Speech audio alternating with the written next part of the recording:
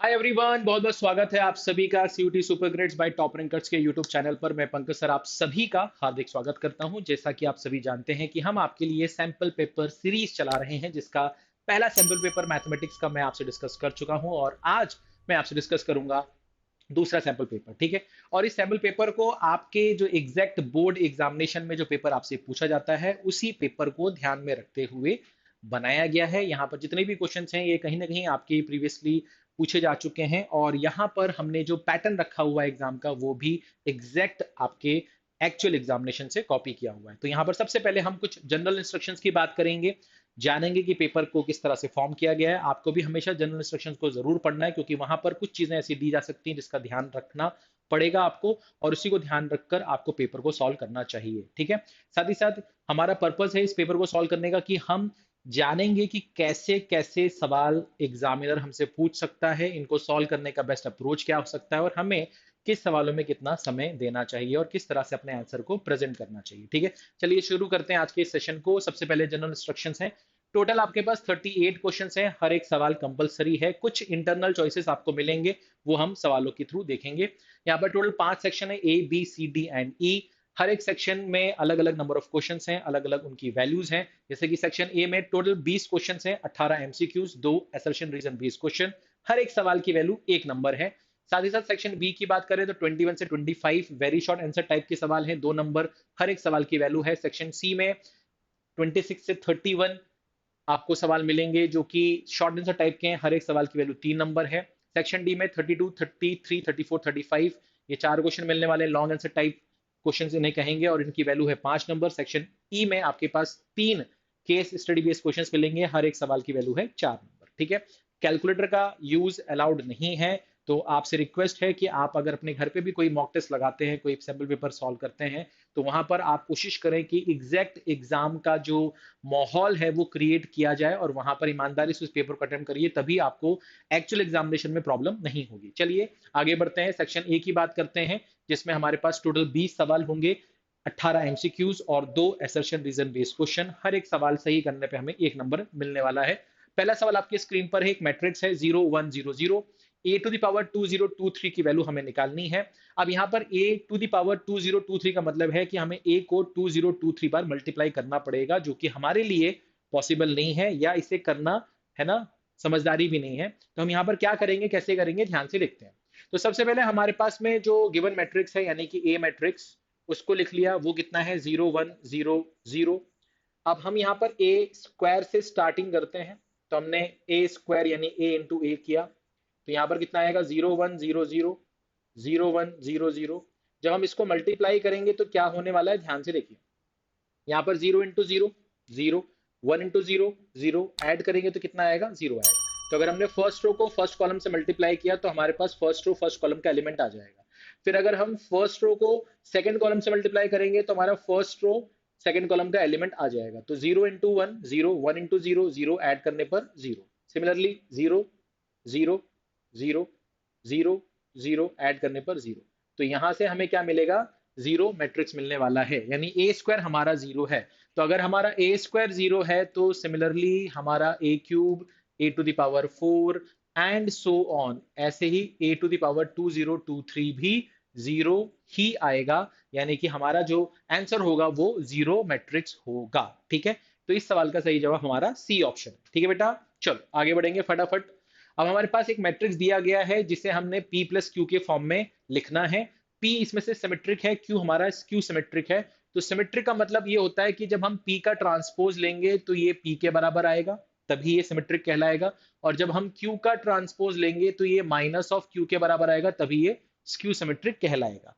अब यहाँ पर ट्रांसपोज का मतलब होता है कि गिवन मैट्रिक्स के रो को जब हम कॉलम में चेंज कर देते हैं तो वो जो मैट्रिक्स हमें मिलता है वो गिवन मैट्रिक्स का ट्रांसपोज हो जाता है। यानी कि हमारे पास अगर 2054 है, तो अगर ये 2054 हमारे पास ऐसा कोई मैट्रिक्स है, तो अगर हम इसका ट्रांसपोज लेंगे तो ये क्या बन जाएगा, 2054 ऐसा बन जाएगा। यानी कि हमने इस रो को इस कॉलम में कन्वर्ट कर दिया, इस रो को इस रो में, इस रो को इस कॉलम में कन्वर्ट कर दिया। तो रो को जब हम कॉलम में कन्वर्ट करते हैं तो ये मतलब है कि हमने उस मैट्रिक्स का क्या ले लिया, ट्रांसपोज ले लिया। ठीक है बेटा, कोई दिक्कत है, कोई परेशानी किसी भी तरह की नहीं। चलिए आगे बढ़ेंगे।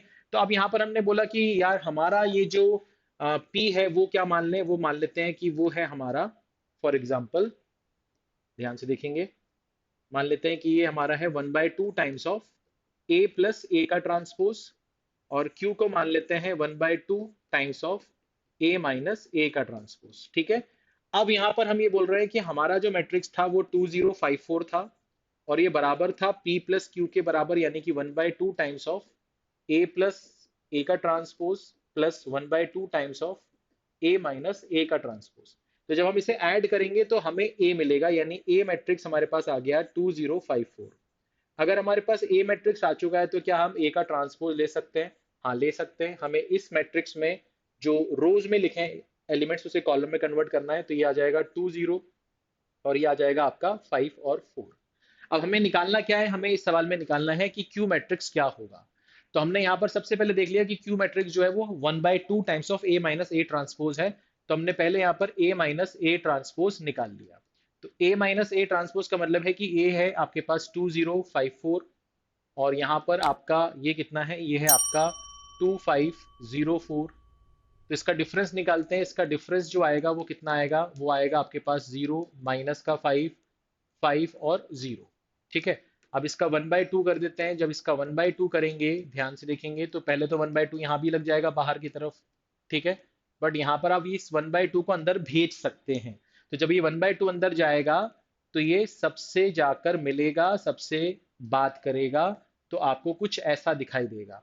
और ये जो आपको दिखाई दे रहा है ऐसा कुछ, यही आपका Q है, और Q ही आपसे मांगा गया था, यानी कि बी ऑप्शन आपका सही जवाब है। ठीक है। बी ऑप्शन आपका सही जवाब है। कोई दिक्कत, कोई परेशानी किसी भी तरह की नहीं? चलिए फटाफट आगे बढ़ेंगे, फटाफट आगे बढ़ेंगे। ठीक है। नेक्स्ट क्वेश्चन पर जंप करते हैं। अब हमारे पास सवाल में आ गया है कि ये जो मैट्रिक्स है ये एक नॉन सिंगुलर मैट्रिक्स है। इसका मतलब इस मैट्रिक्स का जब हम डिटरमिनेंट निकालेंगे तो वो नॉट इक्वल टू जीरो आएगा, और किसी भी मैट्रिक्स का डिटरमिनेंट अगर नॉट इक्वल टू जीरो है तो उस मैट्रिक्स का हम इनवर्स निकाल सकते हैं। ठीक है।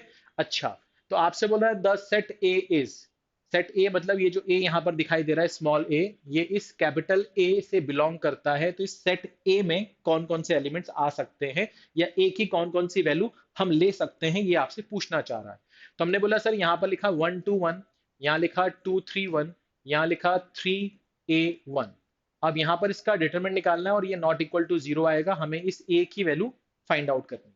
तो हम यहाँ पर क्या करते हैं, यहाँ पर हमारा ये प्लस माइनस में चलता है ना, प्लस माइनस प्लस में ही चलता है। तो हमने 1 को उठाया, ये मल्टीप्लाई होगा 3 - A। ठीक है सर, ये हो गया। -2 उठाया, ठीक है। ये चलेगा सर कौन सा? ये चलेगा इस केस में आपका 2 × 1, यानी कि 2, माइनस ये चलेगा 1 × 3, यानी कि 3।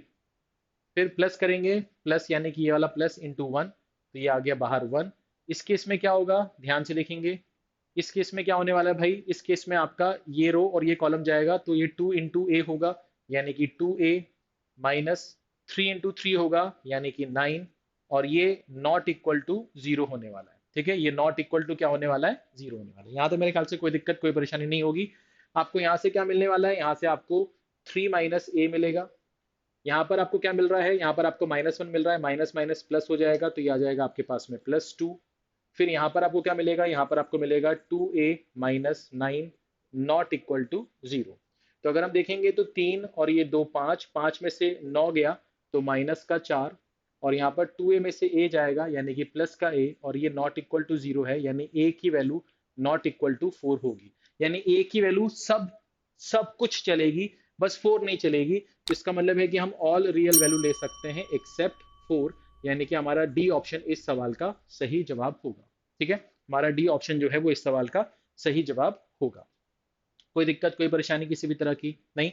चलिए फटाफट हम स्पीड मेंटेन करके चलेंगे, क्योंकि हमें एक्चुअल पेपर में भी इसी तरह से सॉल्व करना है, फटाफट करना है। फिर भी मैं आपसे थोड़ी बहुत बात कर रहा हूँ, बट आपको तो लग के इस सवाल को सॉल्व करना है। ठीक है। तो फटाफट हम इसको सॉल्व करेंगे।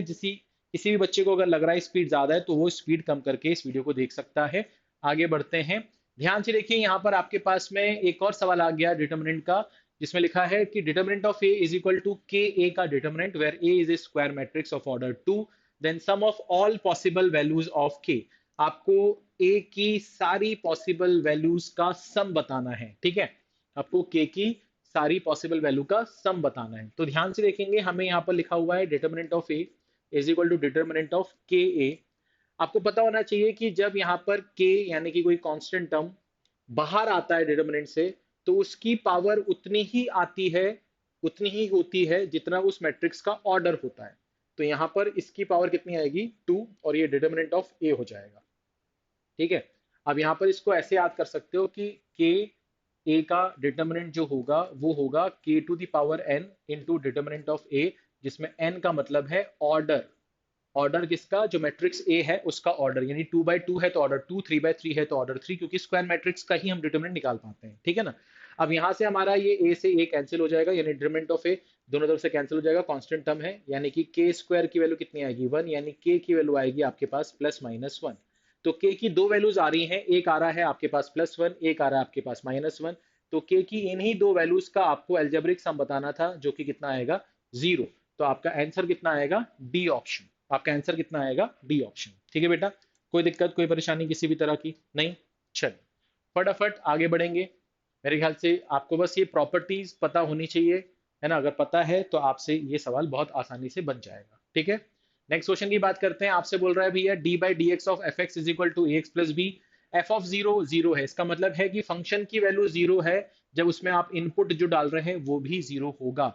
यानी कि हमारी फंक्शन की वैल्यू जीरो होगी जब हमारा इनपुट जीरो होगा, और इनपुट हमारा एक्स है, यानी जब एक्स जीरो है तो फंक्शन की वैल्यू भी कितनी है, जीरो है। ये हमसे कहा गया है। अब यहां पर आपको दिया गया है कि D by D X of F of x is equal to A x plus B. तो अगर आपको एफ एक्स चाहिए तो आपको कुछ नहीं करना है, आपको इसको इंटीग्रेट करना पड़ेगा। तो इंटीग्रेशन तो आपको दोनों तरफ ऑपरेट करना पड़ेगा। तो जब आप इस पे इंटीग्रेशन या इंटीग्रेशन ऑपरेट करेंगे तो आपको यहाँ पर क्या मिलेगा, f of x is equal to, इसका इंटीग्रेशन करेंगे तो a x square by 2 plus b x plus constant term, ठीक है ना। अब यहाँ पर आपको मालूम है कि आपका जब इनपुट जीरो होगा तो आपकी फंक्शन की वैल्यू भी क्या आएगी, जीरो आएगी, ये आपको गिवन है। तो आपने यहाँ पर लिखा F of zero is equal to A into zero B into zero plus C is equal to zero. तो सॉल्व करने पे आपको सी की वैल्यू जीरो मिलेगी, यानी कि आपका जो फंक्शन था, यानी कि ये, इसमें आप सी की वैल्यू जीरो पुट कर दीजिए तो a x square by 2 plus b x, ये आपका फाइनल आंसर आ जाएगा, यानी कि बी ऑप्शन आपका सही जवाब होगा, ठीक है। बी ऑप्शन आपका सही जवाब होगा। कोई दिक्कत है, कोई परेशानी है किसी भी तरह की, ठीक है। फटाफट आगे बढ़ेंगे, फटाफट आगे बढ़ेंगे। कैलकुलस का जो आपका वेटेज है आपके एग्जामिनेशन में वो 35 मार्क्स का है। तो उसमें आपका इंटीग्रेशन भी है, डिफरेंशिएशन भी है, कंटिन्यूटी एंड डिफरेंशियबिलिटी भी है, ठीक है, एओडी भी है, ठीक है, एरिया अंडर द कर्व भी है। तो ये थोड़ा सा, ये सब टॉपिक पे बहुत अच्छा कमांड करिए, क्योंकि 35 नंबर बहुत बड़ा अमाउंट होता है, ठीक है। चलिए आगे बढ़ते हैं। नेक्स्ट हम बात करें degree of the differential equation. अब यहाँ पर cos of D Y by D x है, cos of D Y by D x है, तो इसकी जो डिग्री है वो डिफाइंड नहीं है, इसकी जो डिग्री है वो डिफाइंड नहीं है। थोड़ा सा ध्यान से सोचो, ध्यान से सोचो क्या बोला मैंने। मैंने कहा सर यहाँ पर आपसे क्या पूछा है, sine X plus cos of D Y by D x is equal to Y square, इसकी डिग्री डिफाइंड ही नहीं है। हाँ सर, डिग्री डिफाइंड ही नहीं है, ठीक है ना। चलिए, तो इसका मतलब ये हो गया कि इसका आंसर क्या होगा, सी ऑप्शन होगा, ठीक है। आगे बढ़ते हैं, आगे बढ़ते हैं। अब बात करते हैं सर कि integrating factor of the differential equation. ये एक डिफरेंशियल इक्वेशन दिया, इसका इंटीग्रेटिंग फैक्टर निकालना है। तो सबसे पहले आपको समझना पड़ेगा कि अगर आपका जो सवाल है वो D Y by D x plus P Y is equal to Q के फॉर्म में है, जिसमें पी और क्यू जो है वो आपका फंक्शन ऑफ एक्स है, तो आपका जो इंटीग्रेटिंग फैक्टर होता है वो e to the power integration of p d x होता है। इसी में दूसरा फॉर्म ये भी हो सकता है कि सवाल आपका D x upon D Y plus P X is equal to Q के फॉर्म में हो, और इस केस में आपका पी और क्यू जो होता है वो फंक्शन ऑफ वाई होता है। तो इस केस में आपका जो इंटीग्रेटिंग फैक्टर होता है वो e to the power integration of p d y होता है, ठीक है ना। अब यहाँ पर हम इस सवाल को देखते हैं, तो इस सवाल में हमें क्या दिया गया है, ध्यान से देखेंगे। तो हम अगर इस सवाल को कॉपी करें और 1 माइनस वाई स्क्वायर से डिवाइड कर दें, तो हमें पता चलेगा कि D x upon D Y plus यहाँ पर आ जाएगा आपका y upon 1 minus Y square, ये आपके पास x हो गया, इज इक्वल टू ये हो जाएगा आपके पास में a y upon 1 minus Y square. तो ये जो आपके पास में आया ये आपका इस पैटर्न पर बेस्ड है, तो यहाँ से p की जो वैल्यू आ रही है वो आ रही है आपके पास में y upon 1 minus Y square. ठीक है, ये आपके पास में सवाल आ चुका है। अब यहाँ पर हमें क्या करना है, हमें e to the power p dy ये करना पड़ेगा। तो हम यहाँ पर ये वाला पार्ट यहाँ से हटा रहे हैं, ध्यान से देखिएगा। अब यहाँ पर हमने बोला कि हमारा जो इंटीग्रेटिंग फैक्टर होता है वो यहाँ पर क्या होता है, e to the power integration of p dy। तो यहाँ पर हम e to the power integration of y upon 1 minus Y square d y ये लिख देते हैं। अगर आप चाहें तो मैं यहाँ पर -2 से मल्टीप्लाई और डिवाइड कर देता हूँ। ऐसा क्यों कर रहा हूँ, इसलिए कर रहा हूँ क्योंकि अगर मैं नीचे वाले को t मानूंगा तो ऊपर वाला -2/dy ये dt बन जाएगा। तो इसका मतलब ये हो गया कि ये आपका आएगा e टू द पावर -1/2 और ये आ जाएगा आपका dt/t। तो dt/t का इंटीग्रेशन होता है log t, यानी कि आ जाएगा 1/2 टाइम्स ऑफ log t, यानी कि e to the power log t पे पावर -1/2। ठीक है, अब अगर एक्सपोनेंशियल के ऊपर log का फंक्शन होता है तो इसकी वैल्यू वही आती है जिसका हम log ले रहे हैं। इसका मतलब ये आएगा 1/√t, और यहाँ पर 1/√t में t क्या माना था हमने, नीचे 1 माइनस वाई स्क्वायर को। तो ये हमारे पास में इसका इंटीग्रेटिंग फैक्टर आ जाएगा। तो इसका इंटीग्रेटिंग फैक्टर जो आएगा वो आ जाएगा आपका डी ऑप्शन। इसका इंटीग्रेटिंग फैक्टर कितना आ जाएगा आपका, डी ऑप्शन। तो थोड़ा सा अच्छा सवाल है क्योंकि यहाँ पर थोड़ा सा ऑप्शन भी मिलते जुलते हुए दिखाई दे रहे हैं। तो जल्दीबाजी में ना करें, आराम से करें, फोकस करके करें, आंसर सही मार्क करें, नहीं तो आपकी मेहनत खराब हो जाएगी। ठीक है, तो यहाँ पर जो भी मैंने आपको पैटर्न बताया उसी को फॉलो करते हुए इसको सॉल्व किया। आपका इंटीग्रेशन बहुत अच्छा होना चाहिए और आपको कुछ बेसिक चीजें पता होना चाहिए कि अगर एक्सपोनेंशियल के ऊपर अगर log ऑफ एफ एक्स लिखा हुआ है तो इसकी वैल्यू एफ ऑफ एक्स ही आती है, क्योंकि इसका बेस भी ई है। तो ये जो बेस है और यहाँ पर log का जो बेस है, अगर ये सेम हो गया तो आप जिसका भी log ले रहे हैं वो चीज यहाँ पर आ जाएगी। ठीक है, आप जिसका भी log ले रहे हैं वो चीज यहाँ पर आ जाएगी। ठीक है, कोई दिक्कत कोई परेशानी किसी भी तरह की नहीं। चलिए, अच्छा सवाल था। ठीक है, स्टैंडर्ड सवाल था, इस तरह के सवाल आपको मिलते रहते हैं। नेक्स्ट क्वेश्चन की बात करते हैं, unit vector along P Q where the coordinate of P and Q respectively are. तो पी और क्यू के कोऑर्डिनेट आपको मालूम है, आपको यूनिट वेक्टर निकालना है। यूनिट वेक्टर का मतलब होता है कि किसी भी वेक्टर को जब हम उसी के मैग्नीट्यूड से डिवाइड करते हैं तो जो मिलता है उसे हम यूनिट वेक्टर बोलते हैं। तो पहले तो हमें क्या निकालना पड़ेगा, वेक्टर निकालना पड़ेगा, तब जाके हम उसका मैग्नीट्यूड निकालेंगे और दोनों का रेशियो लेंगे। तो हमने बोला कि हमारा जो पी क्यू वेक्टर है वो कैसे निकलेगा, position vector of Q minus position vector of P करने पर। तो यानी कि हम 4 माइनस 2 करेंगे तो आएगा हमारे पास 2i, फिर 4 माइनस 1 करेंगे तो हमारे पास आएगा 3j, और -7 माइनस ऑफ -1 यानी -7 प्लस 1 करेंगे तो हमारे पास आ जाएगा कितना, -6k। ये हमारे पास पी क्यू वेक्टर आ गया। अब हम इसी पी क्यू वेक्टर का क्या करेंगे, डिटर्मिनेंट निकाल लेंगे, सॉरी मैग्नीट्यूड निकाल लेंगे। तो यहाँ पर क्या हो जाएगा, यहाँ पर हो जाएगा 2 का स्क्वायर 4, 3 का स्क्वायर 9 और -6 का स्क्वायर 36, यानी कि 49 का रूट है, यानी कि ये 7 आ जाएगा। तो हमें क्या करना है, हमें एक वेक्टर को उसी के मैग्नीट्यूड से डिवाइड करना है।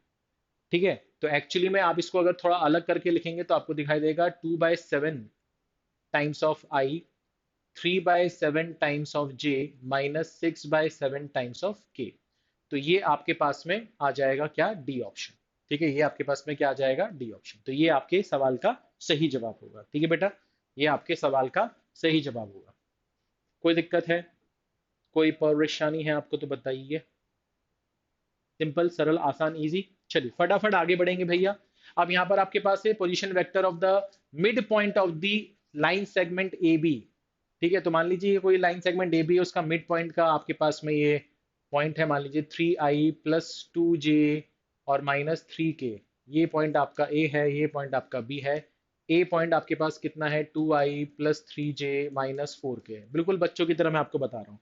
तो आपको क्या करना है, आपको इसका डबल करना है यानी कि 6, उसमें से ये 2 माइनस करना है यानी कि 4, तो यहाँ पर आ जाएगा 4i।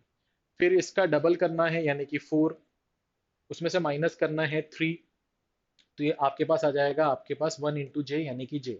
इसका डबल करना है यानी कि माइनस का 6, माइनस करेंगे इसको तो ये हो जाएगा आपका +4, तो ये आ जाएगा आपके पास माइनस का 2k। तो आपके पास जो वेक्टर b है वो आ जाएगा 4i प्लस j -2k, यानी कि बी ऑप्शन आपके इस सवाल का सही जवाब होगा। ठीक है, बी ऑप्शन आपके इस सवाल का सही जवाब होगा। कोई दिक्कत, कोई परेशानी किसी भी तरह की? क्लियर है? हाँ या ना? पक्का? चलिए भाई साहब आगे बढ़ते हैं, फटाफट आगे बढ़ेंगे। Projection vector of 2i+3j on the vector 3i-2j। तो आपको पता होना चाहिए कि अगर हमें ए का प्रोजेक्शन बी पर चाहिए तो इसको अपन क्या करते हैं, वेक्टर ए डॉट प्रोडक्ट करते हैं वेक्टर बी के साथ और फिर वेक्टर बी के मैग्नीट्यूड से डिवाइड कर देते हैं, तो ये होता है projection of vector a on vector b. Projection of vector a on vector b निकालने का ये तरीका है। तो ये हमारे पास में वेक्टर ए है और ये हमारे पास में वेक्टर बी है। तो अगर हम यहाँ से ए और बी का डॉट प्रोडक्ट पहले निकाल के रख लें, ठीक है ना, तो ध्यान से देखेंगे तो आई से आई वाला मल्टीप्लाई होगा तो 2 3 6 हो जाएगा। जे से जे वाला मल्टीप्लाई होगा तो ये -6 हो जाएगा और ये आपको 0 मिलेगा। यानी कि ये आपका 0 upon magnitude of vector b के बराबर है, यानी कि ये 0 ही आएगा। तो इसका मतलब आपका जो आंसर है वो कितना है, 0 है। ठीक है, आपका जो आंसर है वो कितना है, 0। ठीक है बेटा, कोई दिक्कत कोई परेशानी किसी भी तरह की? ठीक है बेटा, चलिए फटाफट आगे बढ़ेंगे भैया ना, फटाफट आगे बढ़ेंगे। आपके पास है equation of line passing through 1 1 1 and parallel to z axis. अगर जेड एक्सिस के पैरेलल है तो पहले तो ये आपका x1 y1 z1 है, तो ये हो गया आपका x माइनस x1, ये हो गया आपका y माइनस y1, ये हो गया आपका z माइनस z1। अब उसने अगर बोला है z एक्सिस के पैरेलल है तो यहाँ पर z वाले के नीचे 1 लिखो, बाकी के नीचे क्या लिख दो, 0 लिख दो, बस यही आपका आंसर आ जाएगा। यही आपका क्या आ जाएगा, आंसर आ जाएगा। तो इस हिसाब से हमारा जो डी ऑप्शन है वो इस सवाल का सही जवाब है। ठीक है बेटा, चलिए फटाफट आगे बढ़ेंगे, नेक्स्ट क्वेश्चन की बात करते हैं। नेक्स्ट क्वेश्चन क्या है भैया? नेक्स्ट क्वेश्चन आपके पास है कि if the sum of numbers obtained on throwing a pair of dice is 9। तो हम डाइस को फेंक रहे हैं, 2 डाइस है हमारे पास में, उसको फेंक रहे हैं और हमारा दोनों पे जो वैल्यूज आ रही हैं उनका जो सम है वो 9 होना चाहिए। तो ऐसा कब कब हो सकता है, जब 3 6 या फिर 6 3 या 4 5 या 5 4 ऐसा कुछ होगा तभी आएगा। ठीक है, तो ये हमारा सैंपल हो गया। उसके बाद फिर आपसे क्या बोल रहा है, then the probability that number obtained on one of the dice is 4, one of the dice is 4, यानी कि ये 2 हो गया। तो रिक्वायर्ड प्रोबेबिलिटी कितनी होगी, 2/4, 2/4 यानी कि 1/2, यानी कि रिक्वायर्ड प्रोबेबिलिटी कितनी होगी, 1/2। ये आपके सवाल का सही जवाब होने वाला है। ठीक है बेटा, चलिए यहाँ तक मेरे ख्याल से कोई दिक्कत नहीं है। सेक्शन ए हमारा चल रहा है, इसमें 20 क्वेश्चन है, 12 क्वेश्चन हम कर चुके हैं, हर एक सवाल की वैल्यू 1 नंबर है, हमें अभी 12 नंबर मिल चुके हैं। ठीक है, चलिए अब हमारे पास बोल रहा है anti derivative of 10x-1 upon 10x+1 with respect to x। Anti derivative का मतलब है कि हमें इसका इंटीग्रेशन करना है। तो ये हमें क्या दिया हुआ है, ये हमें दिया हुआ है 10x-1, ये हमें दिया हुआ है 10x+1 और ये हो गया आपके पास dx। अगर हम इसमें से -1 कॉमन निकाल लें तो ये हमें दिखाई देगा 1 माइनस 10x और ये दिखाई देगा 1 + 10x। ठीक है, अब हम यहाँ पर क्या कर सकते हैं, यहाँ पर हम 1 को लिख सकते हैं 10π/4। तो जानबूझ के मैं लिख रहा हूँ 10π/4 माइनस 10x। फिर इस 1 को नहीं लिखना है, सिर्फ ऊपर वाले 1 को लिखना है और इसको हमने लिख दिया 10π/4 इंटू 10x। अब ऐसा लिखने का कारण क्या है, ऐसा लिखने का कारण ये है कि ये 10a minus 10b upon 1 plus 10a 10b बन जाए। अब ये तो 1 होता है तो 1 की जगह तो 1 ही लिखा है, ये भी 1 होता है तो 1 इंटू 10x 10x ही होगा, तो ये भी वही लिखा है। यानी कि इसको इस तरह से लिखने की वजह से हमारा मतलब चेंज नहीं हुआ, बट हमारे मतलब का काम हो गया। ठीक है ना। अच्छा, अब ये जो चीज है इसको अपन क्या लिख सकते हैं, इसको लिख सकते हैं 10a माइनस b, यानी कि ये हो जाएगा आपका π/4 माइनस x, ये हो गया आपके पास में dx। अब यहाँ पर 10x का जो इंटीग्रेशन होता है वो होता है आपका log ऑफ sec x। तो ये हो जाएगा आपका log ऑफ sec x, यानी कि log sec, यहाँ पर π/4 माइनस x आएगा, बट यहाँ पर माइनस साइन है तो वो बाहर आएगा और ऑलरेडी इस माइनस के साथ प्लस हो जाएगा, प्लस यहाँ पर कांस्टेंट। तो आपका जो आंसर आएगा वो आएगा log of sec π/4 minus x, यानी कि सी ऑप्शन आपके इस सवाल का सही जवाब होगा। ठीक है बेटा, कोई दिक्कत कोई परेशानी किसी भी तरह की? क्लियर है? एक बार इसको अच्छे से देख लो। ठीक है, तो यहाँ पर हमें इंटीग्रेशन और डिफरेंशिएशन में या डिफरेंशियल इक्वेशन की भी बात करें, हमारा ट्रिग्नोमेट्री बहुत अच्छा होना चाहिए। ठीक है, और हमें इंटीग्रेशन के डिफरेंशिएशन के बेसिक जो फॉर्मूलेज हैं उनके बारे में जानकारी होनी चाहिए। ट्रिग्नोमेट्री इसलिए क्योंकि बहुत सारे सवाल ऐसे आएंगे जिसमें हमें इंटीग्रेशन करना है या डिफरेंशिएशन करना है, बट हमें वहां पर उसको पहले उस फॉर्म में लाना पड़ेगा जिसका स्टैंडर्ड फॉर्म हमें मालूम है एज ए, कि जहां पर हम उसको ऑपरेट कर पाएंगे डिफरेंशिएशन या इंटीग्रेशन। तो यहाँ पर ट्रिग्नोमेट्री बहुत बड़ा इंपॉर्टेंट रोल प्ले करता है। ठीक है, चलिए आगे बढ़ते हैं। अब बात करते हैं कि A B C D E F are the vertices of triangle ABC and delta denotes the area of triangle ABC. तो आपको इसकी वैल्यू मांग रहा है। अब ध्यान से देखिएगा, अगर मैं आपसे बोलता हूं कि ए बी और सी डी और ई एफ ये वर्टिसेस हैं, तो आपको अगर एरिया निकालना है तो आप लिखते हैं area of triangle is equal to 1/2 A B और 1, सी डी और 1, ई एफ और 1, आप ऐसे लिखते हैं। ठीक है, अब मान लो अगर ये मैट्रिक्स होता तो इस मैट्रिक्स में अगर आप इसका ट्रांसपोज लेते और फिर इसका आप डिटरमिनेंट निकालते। जैसे मैं आपसे बोलूं ए का डिटरमिनेंट निकालो और ए के ट्रांसपोज का डिटरमिनेंट निकालो, तो ए के ट्रांसपोज में क्या फर्क आया कि जो रो था उसे आपने कॉलम में कन्वर्ट कर दिया, एलिमेंट तो चेंज नहीं हुआ, एलिमेंट तो सेम टू सेम वही है। तो अगर आप ए का डिटरमिनेंट लेंगे या ए के ट्रांसपोज का डिटरमिनेंट लेंगे तो वैल्यू सेम ही आने वाली है, यानी कि ये चीज आपस में क्या है, बराबर है। तो इसको मैं यहाँ पर ऐसे भी लिख सकता हूँ 1/2 करके, ये हो गया आपका ए बी 1, ये हो गया आपका सी डी 1 और ये हो गया आपका ई एफ 1। यहाँ तक मेरे ख्याल से कोई दिक्कत नहीं है। और ये आपका ट्राइंगल का एरिया है। अगर मैं 2 को इधर भेज दूं, तो ये हो जाएगा 2 times of area of triangle is equal to कितना, A C E B D F, और ये हो गया 1 1 1। अगर मैं दोनों तरफ स्क्वायरिंग कर दूं तो दोनों तरफ स्क्वायरिंग करने से इसका स्क्वायर होगा 4 डेल्टा का स्क्वायर, और ये हो जाएगा आपका ए C E B D F 1 1 1 का स्क्वायर। तो हमें इसी की वैल्यू बतानी थी, तो इसकी वैल्यू क्या होगी, 4 टाइम्स ऑफ डेल्टा स्क्वायर, यानी कि बी ऑप्शन हमारा सही जवाब होगा। ठीक है, बी ऑप्शन हमारा क्या होगा, सही जवाब होगा। कोई दिक्कत है, कोई परेशानी है किसी भी तरह की, है ना? क्लियर से भाई, कोई दिक्कत है ना? कोई दिक्कत से तो जल्दी बताइए, आगे बढ़ेंगे, है ना? अब बात करते हैं the function f of x is equal to x mod x is continuous and differentiable at x is equal to 0, continuous but not differentiable, differentiable but not continuous, neither differentiate nor continuous। तो भाई साहब इसका जो सही जवाब है वो है आपका ए ऑप्शन। ये कंटिन्यूस भी है और डिफरेंशिएबल भी है। क्यों है मैं आपको बताता हूँ कि ये जो मॉड एक्स है इसकी वैल्यू आपकी या तो x या माइनस ऑफ x होती है। ये कब होती है, जब x आपका पॉजिटिव होता है, और ये कब होता है, जब आपका x नेगेटिव होता है। ठीक है ना? तो अब हम बात करते हैं कि हमारा जो फंक्शन है वो आपका क्या है, वो आपका x मॉड x है, x मॉड x है। यानी कि ये जो होगा ये एक्स स्क्वायर होगा या माइनस ऑफ एक्स स्क्वायर होगा। कब होगा, जब x greater than equal to 0 या x लेस देन 0 होगा। ठीक है, अब यहाँ पर इसको कैसे ऑपरेट करना है ध्यान से देखते हैं। कैसे ऑपरेट करना है ध्यान से देखते हैं।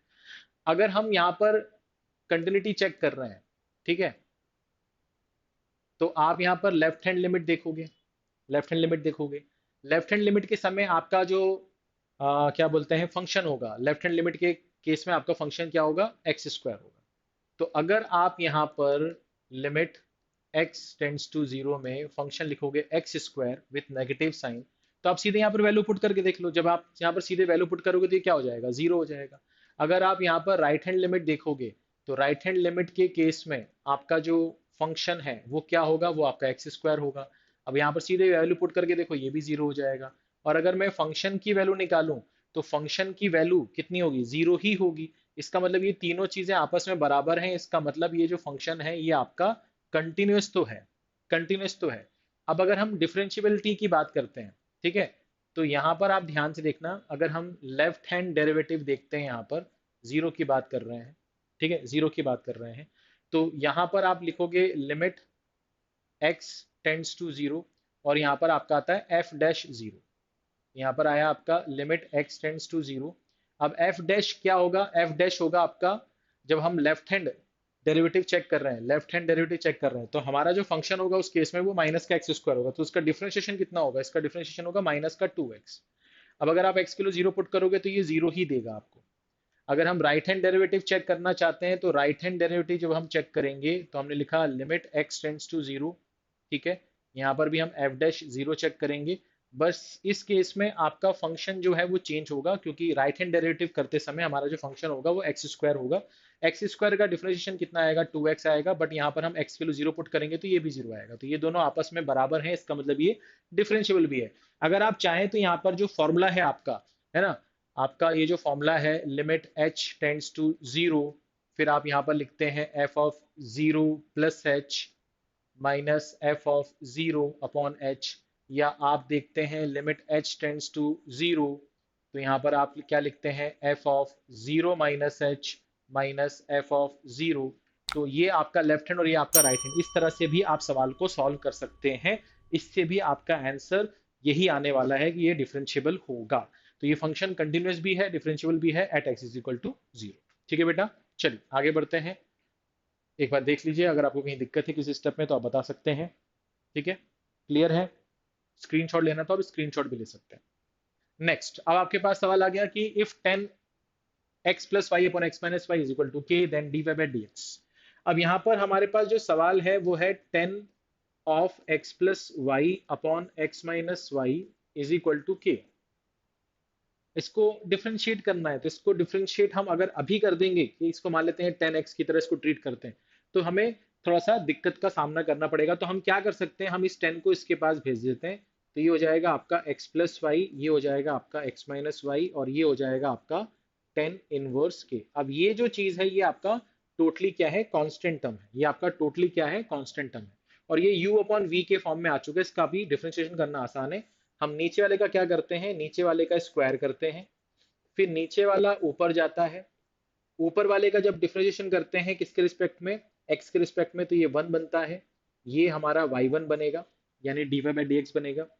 फिर यहाँ पर माइनस साइन लगा है, यहाँ पर हमने लिखा x प्लस वाई, फिर हम x माइनस वाई का करते हैं तो ये 1 माइनस वाई वन बन जाएगा। ठीक है, थोड़ा सा स्पेस बचाने के लिए मैं dy बाई डी एक्स को y1 ट्रीट कर रहा हूँ, और ये आपका 0 हो जाएगा क्योंकि कांस्टेंट टर्म में इसका डिफरेंशिएशन x के रिस्पेक्ट में 0 होगा।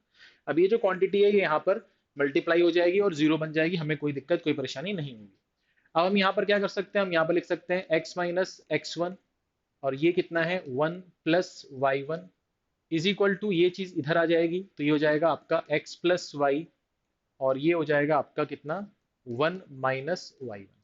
तो अगर हम x माइनस वाई से अंदर मल्टीप्लाई करें तो ये x माइनस वाई हो गया, ये हो गया आपका x minus y times of y one, यानी कि d Y by D x is equal to, ये हो जाएगा आपका x plus y minus x plus y times of D Y by D x. ठीक है, यहाँ तक मेरे ख्याल से कोई दिक्कत कोई परेशानी आपको नहीं होगी।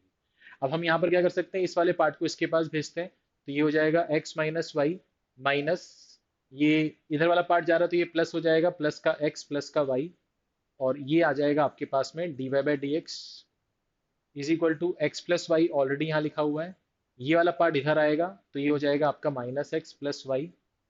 तो अब यहाँ से अगर हम बात करें, अब यहाँ से अगर हम बात करें तो हमें पता चलेगा कि यहाँ से हमारा y और यहाँ से हमारा x हमारे साथ नहीं रहेगा अब, तो ये हो जाएगा 2x d Y by D x, और ये हो जाएगा आपके पास 2y, 2 हमारे जीवन से चला जाएगा, तो d Y by D x की जो वैल्यू आएगी वो आएगी y अपॉन एक्स, ये हमारा आंसर आ जाएगा।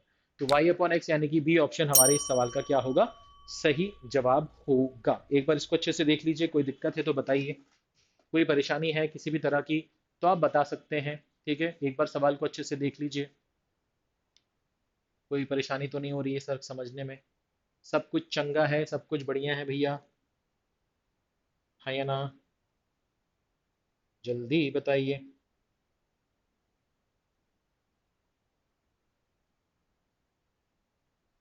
ठीक है, चलिए आगे बढ़ते हैं।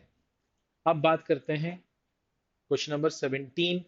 अब हमारे पास the objective function z is equal to A x plus b y of an LPP has maximum value 42, तो मैक्सिमम वैल्यू 42 है। ठीक है, कब है 4,6 पर, एंड मिनिमम वैल्यू जो है वो 19 है ना, मिनिमम वैल्यू 19 है कब, 3,2 पर, which of the following is true, यानी ए और बी की वैल्यू निकालनी है। तो यहाँ पर आपने लिखा z इज इक्वल टू, आपके पास है ए एक्स प्लस बी वाई, ये आपका ऑब्जेक्टिव फंक्शन है, इसको आपको ऑप्टिमाइज करना होता है, यानी कि इसकी मैक्सिमम या मिनिमम वैल्यू आपको निकालनी होती है। तो मैंने बोला z मैक्स जो है वो मेरे को कितना दिया है, z मैक्स मेरे को 42 दिया है। 42 कब है, जब x और y की वैल्यू 4 और 6 है, तो ये हो जाएगा 4a और 6b। फिर z मिनिमम हमें कितना दिया है, z मिनिमम हमें दिया है 19, ये कब है? जब x और y की वैल्यू 3 और 2 है। तो ये 3 और 2 है, यानी कि ये 3a और 2b हो जाएगा। ठीक है। अच्छा, अब हम यहाँ पर क्या कर सकते हैं, हम इस वाले को 3 से मल्टीप्लाई करते हैं। 3 से क्यों? क्योंकि ये भी 6b और ये भी 6b, तो आपस में माइनस हो जाएगा। तो 3 से मल्टीप्लाई करेंगे तो ये हो जाएगा आपके पास में 57, ये हो जाएगा आपके पास 9a, ये हो जाएगा आपके पास 6b। तो ये जो आपके पास और ये जो आपके पास है, इसके साथ हम खेलने वाले हैं। तो इसके पास हम कैसे खेलने वाले हैं कि हम इसमें से इसको माइनस करेंगे, तो ये वाला पार्ट हमारे जीवन से चला जाएगा।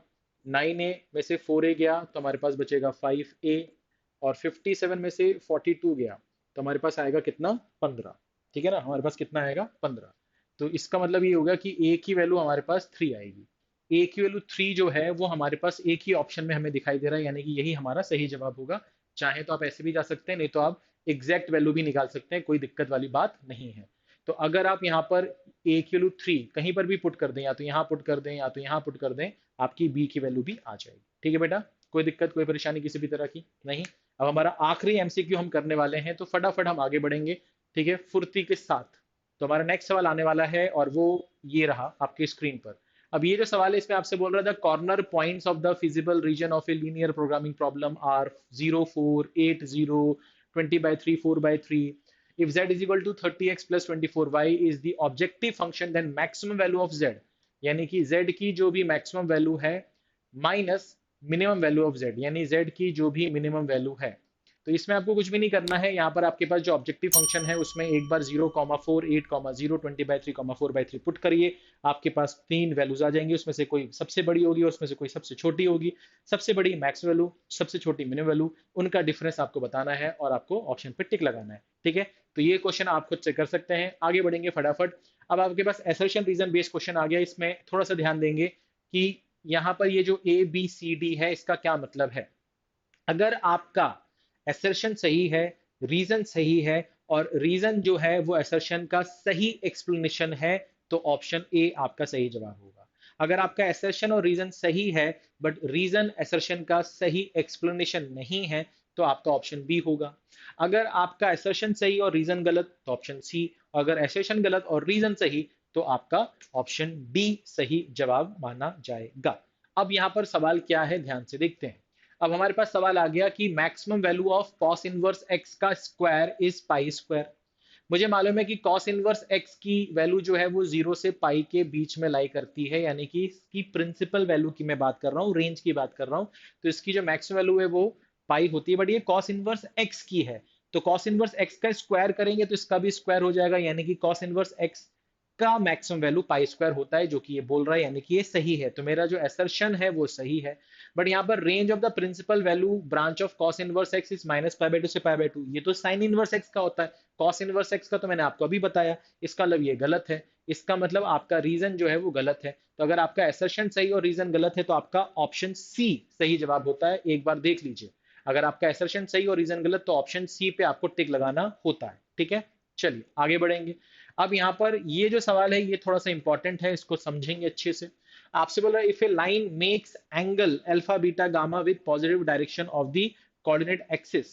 तो जब भी हम कोऑर्डिनेट एक्सिस के साथ में line alpha beta gamma angle बनाती है, तो उस केस में आपका cos square alpha plus sine square beta, या कॉस स्क्वायर बीटा ही होगा ये, या इसको मैं आपको ये बोलूं कि एक्चुअली में आपके जो डायरेक्शन कोसाइंस होते हैं, यानी कि एल एम और एन, उनके स्क्वायर का जो सम होता है, उनके स्क्वायर का जो सम होता है वो 1 होता है। और एल को हम बोलते हैं कॉस अल्फा, तो ये हो जाता है कॉस स्क्वायर अल्फा। एम होता है कॉस बीटा, तो ये हो जाता है आपका कॉस स्क्वायर बीटा। एन जो होता है वो होता है कॉस गामा, तो ये हो जाता है कॉस स्क्वायर गामा। ये 1 हो जाता है। बट यहाँ पर तो कुछ और बोला है। यहाँ तो sine square alpha sine square beta sine square gamma है, और सामने 2 है, हमारा तो 1 आ रहा है और हमारा तो कॉस में आ रहा है। तो हमने बोला कॉस स्क्वायर अल्फा को लिख सकते हैं 1 माइनस साइन स्क्वायर अल्फा। इसको लिख सकते हैं 1 माइनस साइन स्क्वायर बीटा। इसको लिख सकते हैं 1 माइनस साइन स्क्वायर गामा, और ये क्या है? 1 के बराबर है। तो हमें यहाँ से क्या देखने को मिल रहा है, ध्यान से देखेंगे। यहाँ से हमें देखने को मिल रहा है कि ये 1 और ये 1 हमारे जीवन में अब नहीं रहेगा। ये जो तीनों नेगेटिव क्वांटिटीज हैं ये उस तरफ चली जाएंगी। तो ये आ जाएगा आपके पास कितना? Sine square alpha. ये हो जाएगा आपका कितना? Sine square beta. ये हो जाएगा आपका कितना? Sine square gamma. और यहाँ पर ये 1 + 1 इधर ही रहेंगे, तो ये हो जाएगा 2। और यही हमें यहाँ पर शो करना था। तो इसका मतलब ये है कि असर्शन तो सही बोल रहा है। और रीजन में क्या बोल रहा था, sum of the square of the direction cosines of a line is 1, तो यही तो हमने यूज किया है। इसका मतलब रीजन भी सही है, और रीजन जो है वो इस असर्शन का सही एक्सप्लेनेशन है। इसका मतलब हमारा ऑप्शन ए जो होगा वो सही जवाब होगा। हमारा जो ऑप्शन ए होगा वो सही जवाब होगा। जब हमारा असर्शन और रीजन दोनों सही होता है और रीजन जो है वो असर्शन का सही एक्सप्लेनेशन होता है, तो हम ऑप्शन ए पर टिक लगाते हैं। ठीक है बेटा, कोई दिक्कत कोई परेशानी किसी भी तरह की? तो ये इंपॉर्टेंट सवाल है, अच्छा सवाल है। ठीक है, चलिए आगे बढ़ते हैं, फटाफट नेक्स्ट क्वेश्चन की बात करते हैं। अब सेक्शन बी की बात कर रहे हैं। सेक्शन बी में हमारे पास वेरी शॉर्ट आंसर टाइप के सवाल है। हर एक सवाल की वैल्यू 2 नंबर है। देखिए, आपसे बोला evaluate sine inverse of sine 3 पाई/4 plus cos inverse cos pi plus tan inverse 1। इस सवाल को सॉल्व करना है हमें। तो यहाँ पर हमें देखना ये होता है कि साइन इनवर्स ऑफ साइन 3 पाई/4 जो है वो 3 पाई/4 के बराबर हो सकता है, बट ये इसकी प्रिंसिपल वैल्यूज की जो रेंज है उसमें लाई करना चाहिए। तो 3 पाई/4 यानी कि 135 डिग्री -90 से +90 के बीच में लाई नहीं करता। इसका मतलब हम इसको 3 पाई/4 नहीं ले सकते। Sign inverse of sine x x तभी हो सकता है जब एक्स बिलोंग करता हो उसकी प्रिंसिपल वैल्यू को। तो ऐसा नहीं हो रहा है, तो अब इसको कन्वर्ट करना पड़ेगा। तो यहाँ पर साइन इनवर्स, यहाँ पर हम साइन 3 पाई/4 को क्या लिख सकते हैं, पाई माइनस पाई/4। अब ये साइन 180 माइनस थीटा कितना होता है, साइन थीटा होता है। ठीक है, अब ये साइन पाई माइनस पाई/4 तो 3 पाई/4 को लिखा है हमने, बट साइन 180 माइनस थीटा तो आपका साइन थीटा होता है, सेकंड क्वाड्रेंट में साइन पॉजिटिव होता है। तो ये हो जाएगा आपका साइन इनवर्स ऑफ साइन पाई/4 विच इज इक्वल टू, हम पाई/4 ले सकते हैं क्या? क्या ये -पाई/2 से पाई/2 के बीच में लाई करता है? जी हाँ, लाई करता है। इसका मतलब इसकी जो वैल्यू है वो पाई/4 आ चुकी है। तो मैंने यहाँ पर लिख दिया पाई/4 प्लस, फिर हमने कॉस इनवर्स कॉस पाई की वैल्यू पाई ले सकते हैं क्या? हाँ ले सकते हैं। क्यों ले सकते हैं? क्योंकि ये जो पाई है ये 0 से पाई की रेंज में लाई करता है, बिल्कुल करता है, तो ले सकते हैं। टेन इनवर्स 1 जो होता है वो पाई/4 होता है, तो यहां पर हम क्या लिख सकते हैं, पाई/4 लिख सकते हैं। ठीक है ना? तो यहां पर क्या हो जाएगा, ये आपका पाई/4, ये आपका पाई/4, यानी कि ये पाई/2 हो जाएगा। पाई/2 प्लस पाई करेंगे तो ये हो जाएगा आपका कितना, 3 पाई/2। तो ये आपका आंसर आ जाएगा। ठीक है, ये आपका क्या आ जाएगा, आंसर आ जाएगा। ठीक है, चलिए फटाफट आगे बढ़ेंगे भैया, फटाफट आगे बढ़ेंगे। अब आपसे क्या बोल रहा है, draw the graph of cos inverse x where x belongs to -1 से 0। अब कॉस इनवर्स एक्स में आप -1 से 1 देखते हैं।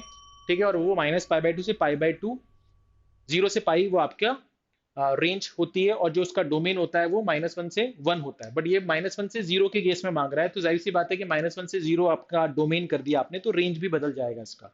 तो सबसे पहले आपको कॉस इनवर्स एक्स का ग्राफ पता होना चाहिए। तो कॉस इनवर्स एक्स का जो ग्राफ होता है वो कुछ ऐसा होता है, फा की तरह दिखता है, फा। ठीक है, अब यहाँ पर थोड़ा सा समझना है आपको, आपको यहाँ पर थोड़ा सा समझना है। ठीक है, तो ये आपका क्या है, ये -1 है, ये आपका 1 है। ये जो है ये वाला पॉइंट, ये वाला पॉइंट आपका पाई/2 है। ये जो पॉइंट है आपका, ये आपका पाई है। और ये आपका कितना है, ये आपका 0। अब आपको देखना है -1 से 0 के बीच में, तो -1 से 0 के बीच में ग्राफ का जो पोर्शन है वो ये वाला आ रहा है। तो इसका मतलब यहाँ पर क्या हो गया, इसका मतलब ये हो गया कि आपको इस वाले पोर्शन पर ध्यान देना है, आपको इस वाले पोर्शन पर ध्यान देना है। तो जब आपका x जो है वो बिलोंग करता है -1 और 0 के बीच में, तो उस केस में आपका जो कॉस इनवर्स x है वो बिलोंग क्या करेगा, वो बिलोंग करेगा पाई/2 से पाई के बीच में। तो आपको यहाँ लिखना था पाई/2 से पाई के बीच में। ये आपका आंसर आ जाएगा, और ये आपने ग्राफिकली बता दिया और इसकी रेंज भी बता दी। ये आपकी रेंज आ गई। ठीक है ना, कोई दिक्कत कोई परेशानी किसी भी तरह की? हाँ है ना, क्लियर है? ठीक है, तो आपको ग्राफ बनाते समय ये वाला पोर्शन हटा देना है, ये वाला पोर्शन आपको मिटा देना है। ठीक है, सिर्फ आपको इतना ग्राफ दिखाना था। ठीक है, कोई दिक्कत? किताबों में इतना ही ग्राफ बना होता तो आपको डाउट होने लगता कि ये कैसे आ गया, है ना? तो अगर पूरा बना दें और फिर बताएं कि नहीं ये वाला पोर्शन सिर्फ कंसिडर करना है, तो फिर आपको कोई दिक्कत नहीं होगी। ठीक है, चलिए फटाफट आगे बढ़ते हैं। अब आपके पास है particle move along the curve 3y is equal to ax³ + 1 such that at a point with x coordinate 1, तो यानी x की वैल्यू 1 है और कर्व जो है वो 3y is equal to ax³ + 1 आपको दिया गया है। फिर आपसे बोला y coordinate is changing twice as fast as x coordinate, यानी कि dy/dt आपको लिखा हुआ है 2dx/dt। ठीक है ना, तो ये आपके पास में एक रिलेशन और दिया गया है। अब क्या करना है, कैसे करना है, आपसे बोल रहा है कि फाइंड द वैल्यू ऑफ ए की वैल्यू आपको निकालनी है, ठीक है। तो सबसे पहले आपके पास जो है 3y is equal to A x cube plus 1, इसको अगर अपन डिफ्रेंशिएट करेंगे t के रिस्पेक्ट में तो 3 divide by d t is equal to 3a x square d x upon d t, और 1 का जो डिफरेंशिएशन है t के रिस्पेक्ट में वो 0 आ जाएगा। दोनों तरफ से 3 जो है वो हमारे g1 में नहीं रहेगा, x की वैल्यू यहाँ पर हम 1 पुट कर देंगे, तो हमारे पास क्या आ जाएगा, हमारे पास आ जाएगा dy by d t is equal to a times of d x upon d t. ठीक है, यहाँ तक हम पहुंच गए। अब हम यहाँ पर एक रिलेशन जो हमें दिया गया है इसको पुट कर देंगे dy बाई डी टी की जगह पर, तो ये आ जाएगा 2 dx upon d t is equal to a dx upon d t, और यहाँ से ये कैंसिल होगा तो a की वैल्यू कितनी आ जाएगी, 2 आ जाएगी। ठीक है, a की वैल्यू कितनी आ जाएगी, 2 आ जाएगी। कोई दिक्कत है, कोई परेशानी है किसी भी तरह की? ठीक है भाई, चलिए आगे बढ़ते हैं। अब बात करते हैं कि sir a B c are three non zero unequal vector such that a dot b is equal to a dot c. तो ए डॉट बी आपको बोला गया है कि ए डॉट सी के बराबर है। Then find the angle between A and B minus C. तो अगर मैं ए और बी माइनस सी का डॉट प्रयोग करता हूं तो ये हो जाएगा ऐसा कुछ, ऐसा कुछ, और ये दोनों आपस में बराबर हैं, यानी कि ये दोनों आपस में बराबर है तो इसका डिफरेंस आएगा 0। अगर किसी भी दो वेक्टर्स का डॉट प्रोडक्ट 0 है इसका मतलब वो आपस में क्या है, परपेंडिकुलर है, यानी उनके बीच में एंगल कितना बन रहा है, 90 डिग्री बन रहा है। ठीक है, तो आंसर क्या होगा, 90 डिग्री। ठीक है बेटा, चलिए फटाफट आगे बढ़ेंगे, नेक्स्ट क्वेश्चन की बात करेंगे। Find the coordinate of points on the line which are at a distance of root 11 units from origin. ठीक है, ओरिजिन से, तो मान लेते हैं जो पॉइंट है वो पॉइंट P है और उसके जो कोऑर्डिनेट्स हैं वो हमें निकालने हैं। कैसे निकालेंगे, ध्यान से देखिए, ये हो गया आपका x अपॉन 1, ये हो गया y माइनस 1 अपॉन 2, ये हो गया आपका z प्लस 1 अपॉन 2, इसको मान लेते हैं k के बराबर। तो अब हम यहाँ पर क्या करेंगे, एक एक करके इन सबको इसके बराबर करेंगे, एक एक करके इसको इसके बराबर करेंगे। तो x की वैल्यू कितनी आ जाएगी, k आ जाएगी, y की वैल्यू आ जाएगी आपके पास में 2k प्लस 1, z की वैल्यू आ जाएगी आपके पास में 2k माइनस 1। तो हमारा जो पॉइंट P है उसके जो कोऑर्डिनेट्स हैं वो k, 2k प्लस 1 और 2k माइनस 1 आएगा। ठीक है, अब हमें यहाँ पर ओरिजिन से डिस्टेंस दिया गया रूट 11, यानी कि OP जो होगा, OP जो होगा, OP क्या होगा, position vector of P minus position vector of Q। ठीक है, तो OP क्या होगा, यानी कि k माइनस 0। ठीक है, फिर ये क्या हो जाएगा, इसका स्क्वायर कर दिया, फिर ये हो जाएगा आपके पास में 2k प्लस 1 माइनस 0 का स्क्वायर कर दिया, और यहाँ पर हमारे पास में 2k माइनस 1 माइनस 0 इसका स्क्वायर कर दिया, और इसको ऐड कर रहे हैं और इसका अंडर रूट ले रहे हैं। तो हमने यहाँ पर ये डिस्टेंस निकाल दिया, यहाँ पर हमने इसका क्या ले लिया, डिस्टेंस निकाल दिया, और ये डिस्टेंस किसके बराबर है, रूट 11 के बराबर है। ठीक है, आप क्या कर सकते हैं, पहले ओपी वेक्टर निकाल सकते हैं। तो ओपी वेक्टर निकालेंगे तो वो के आई 2k प्लस 1 जे और 2k माइनस 1 के आएगा। ठीक है ना, उसके बाद फिर आप इसका मैग्नीट्यूड निकालेंगे, उसका मैग्नीट्यूड जो है वो रूट 11 के बराबर है, यानी लेंथ जो है वो रूट 11 के बराबर है। तो यहाँ से सॉल्व करेंगे तो यहाँ से क्या मिलेगा, के स्क्वायर, यहाँ से क्या मिलेगा 4k square plus 1 plus 4k, plus यहाँ से मिलेगा 4k square plus 1 minus 4k is equal to, यहाँ से 11 आएगा, रूट हटेगा इसका तो इसका भी हट जाएगा। अब यहाँ से हमें क्या देखना है, ध्यान से देखेंगे, यहाँ से हमें माइनस का 4k प्लस का 4k चला जाएगा, ये आपका 9k स्क्वायर हो जाएगा, यहाँ से ये 1 और ये 1 इसके पास जाके 9 बन जाएगा, यानी कि k स्क्वायर की वैल्यू कितनी है, 1 है, तो k की वैल्यू कितनी है आपकी, प्लस माइनस 1। k की वैल्यू कितनी है, प्लस माइनस 1। अगर k की वैल्यू प्लस माइनस 1 है तो आप एक बार क्या करेंगे, एक बार यहाँ पर 1 पुट करेंगे तो ये 1 बनेगा, ये 3 बनेगा और ये आपका 1 बनेगा। जब आप माइनस 1 पुट करेंगे तो ये माइनस 1 बनेगा, ये आपका माइनस 1 बनेगा, ठीक है, और ये आपका माइनस 3 बनेगा। तो आपके जो कोऑर्डिनेट्स आएंगे वो 1 3 1 और -1 और -3 आएगा। ठीक है ना, मैंने -1 पुट किया तो माइनस होगा, -2 प्लस 1 -1 ही आएगा, -2 -1 -3 आएगा। तो ये आपके कोऑर्डिनेट्स आ जाएंगे जो आपसे पूछा जा रहा था। ठीक है बेटा, कोई दिक्कत है, कोई परेशानी है किसी भी तरह की, नहीं? चलिए नेक्स्ट क्वेश्चन पे जंप करते हैं फटाफट। अब आपके पास सवाल आ गया कि if y is equal to square root of ax plus b prove that y d two y by D x square plus d Y by D x का whole square is equal to zero. तो यहाँ पर आपके पास में y is equal to under root of a x plus b दिया है। हम दोनों तरफ स्क्वायरिंग करते हैं तो ये हो जाएगा आपका y square is equal to A x plus b. इसको डिफ्रेंशिएट करते हैं तो 2y d Y by D x, ठीक है ना, इज इक्वल टू ये कितना हो जाएगा आपका a हो जाएगा। यहाँ तक मेरे ख्याल से कोई दिक्कत आपको नहीं आएगी। इसको फिर से डिफ्रेंशिएट करते हैं तो 2y, इसका डिफ्रेंशिएशन होगा d two y by D x square plus 2 को छोड़ा y का करेंगे तो d Y by D x आएगा, but already d Y by D x है तो उसका स्क्वायर हो जाएगा और यहाँ पर सामने क्या आ जाएगा, जीरो आ जाएगा। अब अगर हम यहाँ से ये जो 2 है ये कॉमन निकाल लें तो हम लिख सकते हैं कि भैया y d two y by D x square plus d Y by D x का whole square is equal to कितना, जीरो। और यही हमसे पूछ रहा था कि इसकी वैल्यू जीरो होगी, प्रूफ करो, तो हमने प्रूफ कर दिया। ठीक है, अब यहाँ पर आपके पास ऑप्शन है कि आप या तो ये करें या तो ये करें, बट मैं आपको पढ़ा रहा हूँ तो मैं आपको इसको भी सॉल्व करके बता देता हूँ कि आपसे बोल रहा है f x is equal to A x plus b है जब एक्स की वैल्यू 0 से 1 के बीच में है, इसमें 1 इंक्लूडेड है, या फंक्शन की value 2x square minus x है जब एक्स की वैल्यू 1 से 2 के बीच में है। आपसे बोल रहा है ये डिफरेंशिएबल है 0 से 2 के बीच में, आपको a और b की वैल्यू निकालनी है। तो अगर फंक्शन डिफरेंशिएबल है तो वो कंटिन्यूअस भी होगा, है ना। अगर फंक्शन डिफरेंशिएबल है तो वो कंटिन्यूअस भी होगा ही होगा, बट अगर फंक्शन कंटिन्यूअस है तो जरूरी नहीं है कि वो डिफरेंशिएबल हो। बट इसने बोल दिया कि फंक्शन डिफरेंशिएबल है, इसका मतलब ये फंक्शन कंटिन्यूअस भी है। तो अगर ये फंक्शन कंटिन्यूअस है तो यहाँ पर ध्यान से देखिए, यहाँ पर हम क्या कर रहे हैं, यहाँ पर हम लेफ्ट हैंड लिमिट चेक कर रहे हैं। तो लेफ्ट हैंड लिमिट के समय आपने फंक्शन कौन सा यूज करना है, ये वाला, तो सीधे यहाँ पर वन पुट कर दो, है ना। तो यहाँ पर जब आप वन पुट करेंगे यानी कि limit x tends to one f of x में, तो यहाँ पर आपको क्या मिलेगा, limit x tends to one, ये फंक्शन क्या आएगा आपका ए एक्स प्लस बी, यानी कि आएगा आपका a प्लस बी। फिर अगर हम राइट हैंड लिमिट चेक कर रहे हैं तो यहाँ पर हम क्या करेंगे, limit x tends to one, right hand limit के केस में हमारा फंक्शन इसके बराबर होगा। तो हमारा यहाँ पर जो फंक्शन होगा वो कितना होगा, ध्यान से देखेंगे, यहाँ पर हमारा फंक्शन होगा 2x स्क्वायर माइनस एक्स। यहाँ पर x की जगह 1 पुट कर दीजिए तो यहाँ पर आपको क्या मिलेगा, 2 इंटू वन का स्क्वायर यानी 2 इंटू वन, 2 माइनस वन यानी कि 1।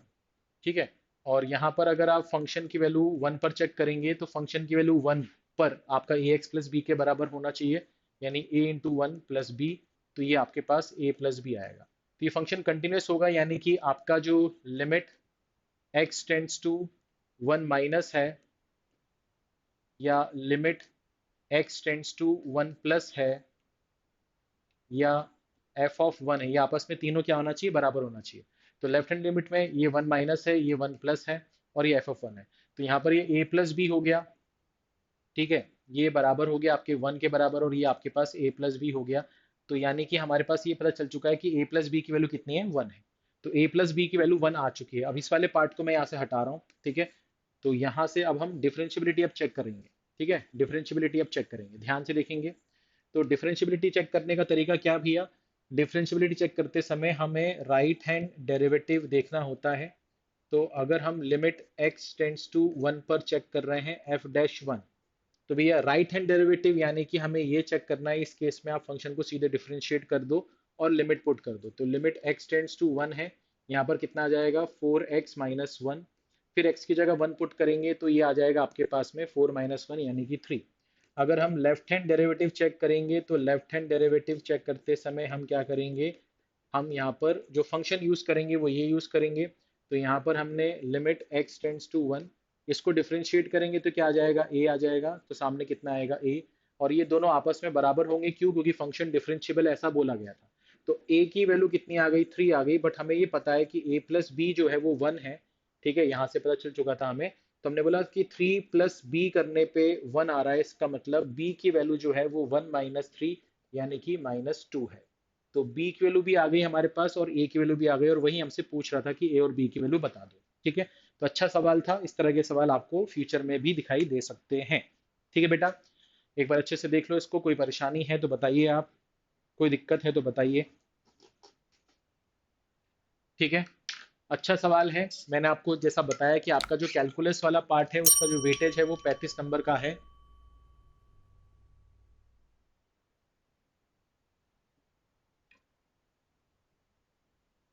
तो आपको ये 35 नंबर जो है ये बिल्कुल लेके आने है ना शॉर्ट शॉर्ट तरीके से, इसमें आपको एक भी नंबर आपके कटने नहीं चाहिए। ठीक है, आपके एक भी नंबर इसमें कटने नहीं चाहिए। आगे बढ़ते हैं। अब सेक्शन सी की बात करते हैं। शॉर्ट आंसर टाइप के सवाल यहाँ पर देखने को मिलेंगे। हर एक सवाल की वैल्यू 3 नंबर है। पहला सवाल आपके पास में आ गया इंटीग्रेशन पर बेस्ड की इवेलुएट 0 से π/4 log ऑफ 1 + 10x dx। तो इसको कैसे सॉल्व करेंगे? मान लीजिए हमने मान लिया कि हमें दिया गया है 0 से π/4 log ऑफ 1 + 10x। ये हमने मान लिया कि हमारा i है। अब इसमें हम 0 से π/4 log 1 + 10 π/4 - x dx इस पे अप्लाई करेंगे। ये हमने क्या किया? ये हमने किया यहाँ पर, मैं यहाँ पर लिख देता हूँ कि 0 से a f of x is equal to 0 से a f of a minus x d x हम कर सकते हैं। ठीक है ना?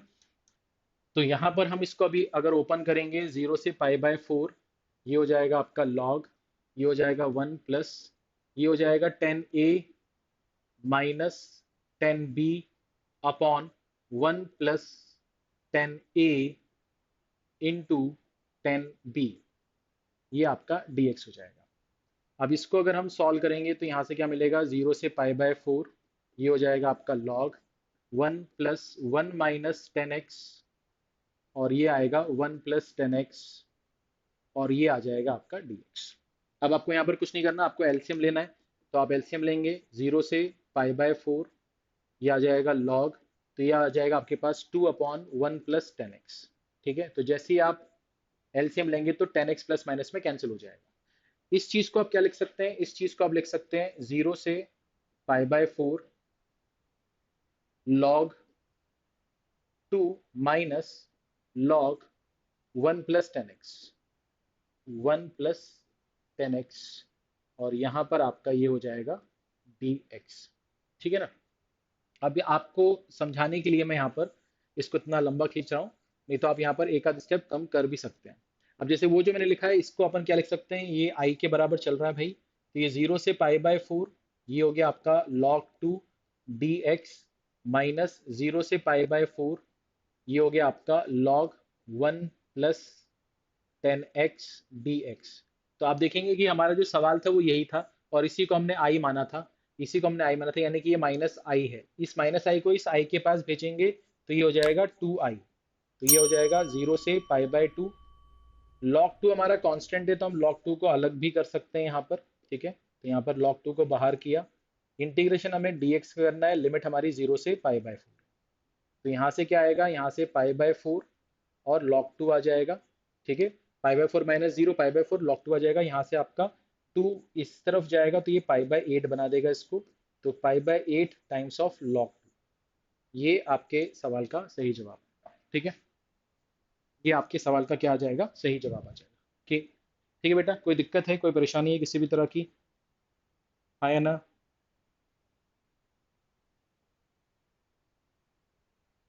आगे बढ़ सकते हैं। ठीक है, चलिए, अब ये सवाल अगर आपका हो गया तो इसके ऑप्शन में सेकंड सवाल आपको दिया गया है। सेकंड सवाल भी मैं आपको बताता हूँ, ये भी बड़ा अच्छा सवाल है इंटीग्रेशन का और इंपॉर्टेंट सवाल है।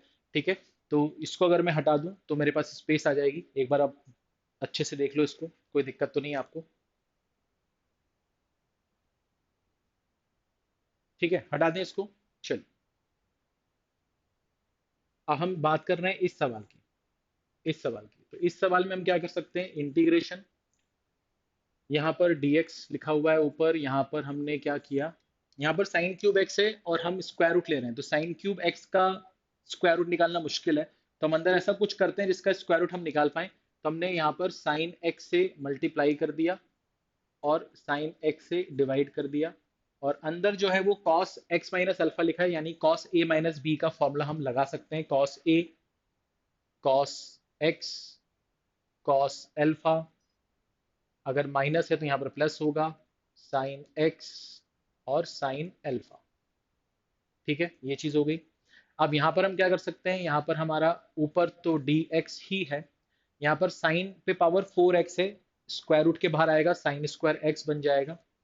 ठीक है, और अंदर जो आएगा यहाँ पर इस साइन एक्स को अगर हम इसके पास ले जाएं तो cos x अपन साइन एक्स आपका हो जाएगा cot x cos अल्फा और यहाँ से आएगा प्लस का, ये तो कैंसिल हो जाएगा, ये आ जाएगा आपके पास में साइन अल्फा।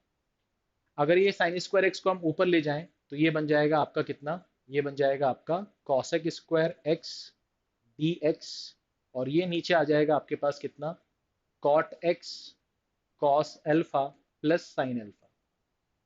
अब जो आपका डिनोमिनेटर है उस पर फोकस करेंगे, तो जो नीचे लिखा हुआ है उसको cot x cos alpha plus sine alpha, इससे हमने क्या मान लिया, टी मान लिया।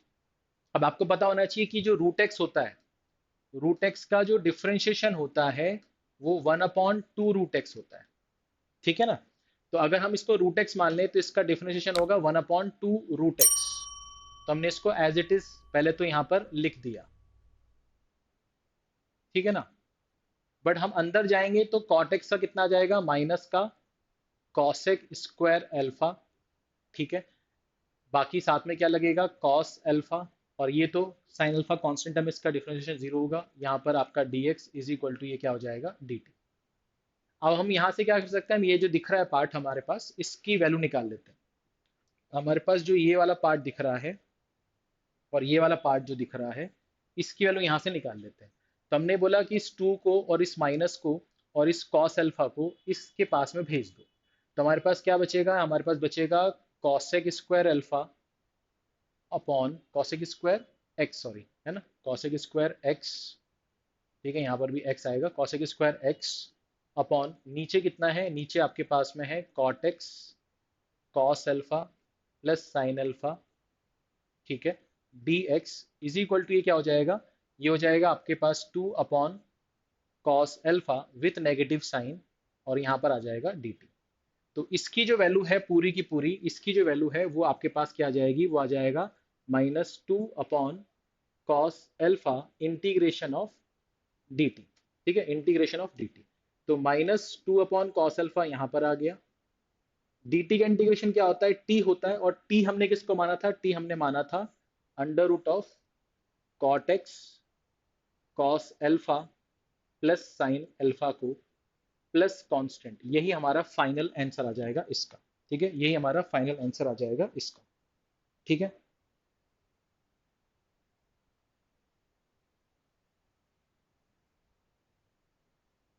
ठीक है, कोई दिक्कत कोई परेशानी किसी भी तरह की।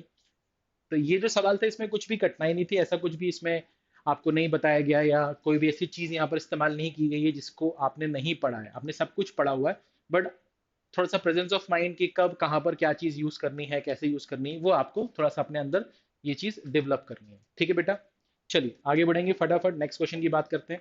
अब आपसे बोल रहा है find e to the power cot inverse x 1 - x + x² अपॉन 1 + x² का इंटीग्रेशन। तो यहाँ पर जो सवाल है इसको पहले मैं रीराइट करता हूँ कि ये लिखा है e to the power cot inverse x, ये लिखा है 1 - x + x², और ये लिखा है 1 + x², और ये लिखा हुआ है dx। तो अब यहाँ पर हम क्या करने वाले हैं, यहाँ पर अगर हम कॉट इनवर्स एक्स को थीटा मान लें तो यहाँ पर x इज इक्वल टू कितना हो जाएगा, कॉट थीटा हो जाएगा। तो dx क्या आ जाएगा, dx आ जाएगा आपके पास में cosec square theta d theta with negative sign, ठीक है ना, ये चीज आ जाएगी आपके पास। कोई दिक्कत कोई परेशानी इसमें आपको नहीं होनी चाहिए, ठीक है ना। अच्छा, तो अगर हम यहाँ पर इसको पुट करना शुरू करें तो हम ये देखेंगे कि हमने यहाँ पर कॉट इनवर्स एक्स को तो थीटा मान लिया था, तो ये e to the power theta हो जाएगा। फिर ये हो जाएगा आपके पास में 1 - कॉट थीटा, क्योंकि एक्स को हमने कॉट थीटा माना था, प्लस यहाँ पर हो जाएगा आपका कॉट स्क्वायर थीटा, और नीचे आपका 1 + कॉट स्क्वायर थीटा, और dx की जगह क्या आ जाएगा, माइनस साइन बाहर किया, cosec square theta d theta. अब आपको यहाँ पर ये चीज समझनी पड़ेगी कि यहाँ पर ये जो 1 + कॉट स्क्वायर थीटा है ये भी कॉसेक स्क्वायर थीटा होता है और ये भी कॉसेक स्क्वायर थीटा है, तो ये आपस में कैंसिल हो जाएंगे, ठीक है ना। अब यहाँ से हमें क्या दिखना चाहिए, ध्यान से देखेंगे। यहाँ पर हमने देखा कि ये e to the power theta है विथ नेगेटिव साइन। यहाँ पर हमने 1 + कॉट स्क्वायर थीटा को क्या लिख दिया, cosec square theta, cosec square theta minus cot theta, ये हो गया आपका डी थीटा। माइनस साइन को अंदर भेजेंगे तो ये e to the power theta, ये हो जाएगा आपका cot theta minus of cosec square theta. हमने इसको जानबूझ के ऐसे लिख दिया, ठीक है ना। ये एक्चुअली में कॉट थीटा और माइनस कॉसेक स्क्वायर थीटा होगा, बट मैंने माइनस अलग से कर दिया। ऐसा क्यों किया? क्योंकि ये अगर एफ ऑफ थीटा है तो ये जो है ये आपका एफ डैश थीटा है। तो आपको पता होना चाहिए कि e to the power x f of x plus f dash x d x का अगर इंटीग्रेशन कोई कर रहा है तो इसका आंसर होता है e to the power x f x. यानी कि अगर इसका डिफरेंशिएशन यहाँ पर है तो आपका आंसर जो होगा वो e to the power x into f x होगा। तो यहाँ पर हमारा जो फंक्शन है वो ये है, इसका डिफरेंशिएशन यहाँ लिखा है, इसका मतलब हमारा जो आंसर होगा वो e to the power theta into cot theta आएगा। बट हमारा आंसर एक्स के फॉर्म में था, आंसर हमारा क्वेश्चन एक्स के फॉर्म में, तो हम आंसर को थीटा की फॉर्म में नहीं लिख सकते। तो हमारा जो कॉट थीटा है वो कितना है? एक्स है। तो कॉट थीटा की जगह एक्स आ गया, और e to the power theta में थीटा की जगह क्या लिख दिया? Cot inverse x. तो ये आ गया आपका फाइनल आंसर। ठीक है बेटा, अच्छा सवाल है ये। कोई दिक्कत है, कोई परेशानी है किसी भी तरह की तो बता सकते हैं आप। चलिए आगे बढ़ते हैं फटाफट, नेक्स्ट क्वेश्चन की बात करते हैं।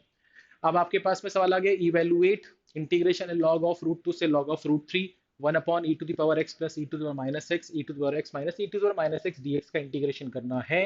कैसे करेंगे, ध्यान से देखते हैं। तो ये हो गया लॉग ऑफ रूट टू से लॉग ऑफ रूट थ्री। यहाँ पर हम लिख सकते हैं e to the power x plus one upon e to the power x. यहाँ पर लिख सकते हैं e to the power x plus one upon e to the power x, और ये हो गया आपके पास में dx। अगर हम एलसीएम एलसीएम खेलेंगे तो हमें क्या मिलने वाला है? यहाँ पर log रूट टू से log रूट थ्री, यहाँ पर e to the power two x आ जाएगा, ये दोनों मल्टीप्लाई होंगे, और यहाँ पर आ जाएगा e to the power two x plus one, और ये आ जाएगा e to the power two x minus one. यहाँ पर हमारा माइनस वन होगा, ठीक है, यहाँ पर हमारा माइनस वन होगा। ठीक है, तो ये हो जाएगा हमारा कितना? Minus one. ठीक है, minus one upon e to the power x. तो ये हो जाएगा आपका ऐसा कुछ।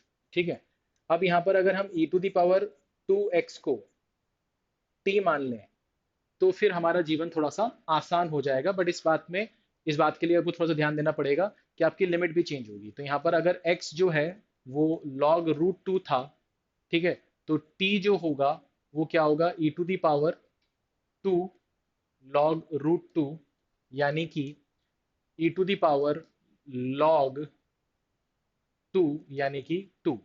अगर x हमारा log ऑफ रूट थ्री होगा तो t जो होगा सिमिलरली वो कितना हो जाएगा? थ्री। तो इसका मतलब ये हो गया कि हमारा लिमिट जो होगा वो टू से थ्री होगा। यहाँ पर हमारे पास कितना आएगा? टी आएगा। यहाँ पर हमारे पास कितना आएगा? टी प्लस वन आएगा, और ये हमारे पास टी माइनस वन आएगा।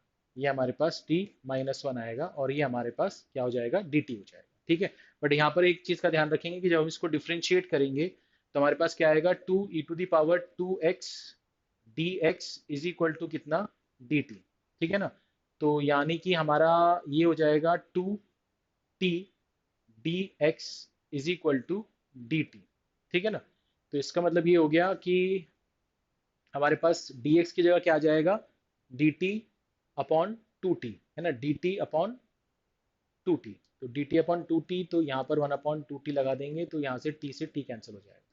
तो वन बाई टू, ये टू से थ्री, ये आ गया आपका dt upon t plus one, और ये आ गया आपका t माइनस वन। ठीक है, तो यहाँ तक मेरे ख्याल से कोई दिक्कत, कोई परेशानी किसी भी तरह की आपको नहीं होनी चाहिए। ठीक है,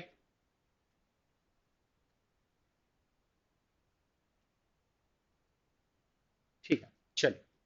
अब यहाँ पर आपको पार्शियल फ्रैक्शन करना पड़ेगा, तो ये एक्चुअली में one upon t plus one, और ये टी माइनस वन है, तो इसको आप क्या मानते हो? इसको आप मानते हो a upon t plus one और b upon t minus one. फिर एलसीएम लेते हो तो ये आ जाता है a into t minus one plus b into t plus one. अगर आपकी प्रैक्टिस बहुत अच्छी है तो आप ए और बी की वैल्यू डायरेक्टली भी निकाल सकते हो। ठीक है ना, तो यहाँ पर अगर हम टी की वैल्यू वन ले लें तो वन इज इक्वल टू ये वाला पार्ट जीरो हो जाएगा, तो ये आ जाएगा आपका टू बी। तो यहाँ से आपको b की वैल्यू मिल जाएगी कितनी? One by two. अगर हम t की वैल्यू माइनस वन ले लें तो t की वैल्यू माइनस वन लेंगे तो ये जीरो हो जाएगा, तो ये हो जाएगा आपका कितना? Minus two. तो यहाँ से आपका, अच्छा ये वन इज इक्वल टू होगा, तो यहाँ से a की वैल्यू हो जाएगी आपके पास में माइनस वन बाई टू। ठीक है ना, तो इसका मतलब ये हो गया कि जब आप इसको सॉल्व करेंगे तो वन बाई टू बाहर है, तो ये इंटीग्रेशन ऑफ क्या हो जाएगा?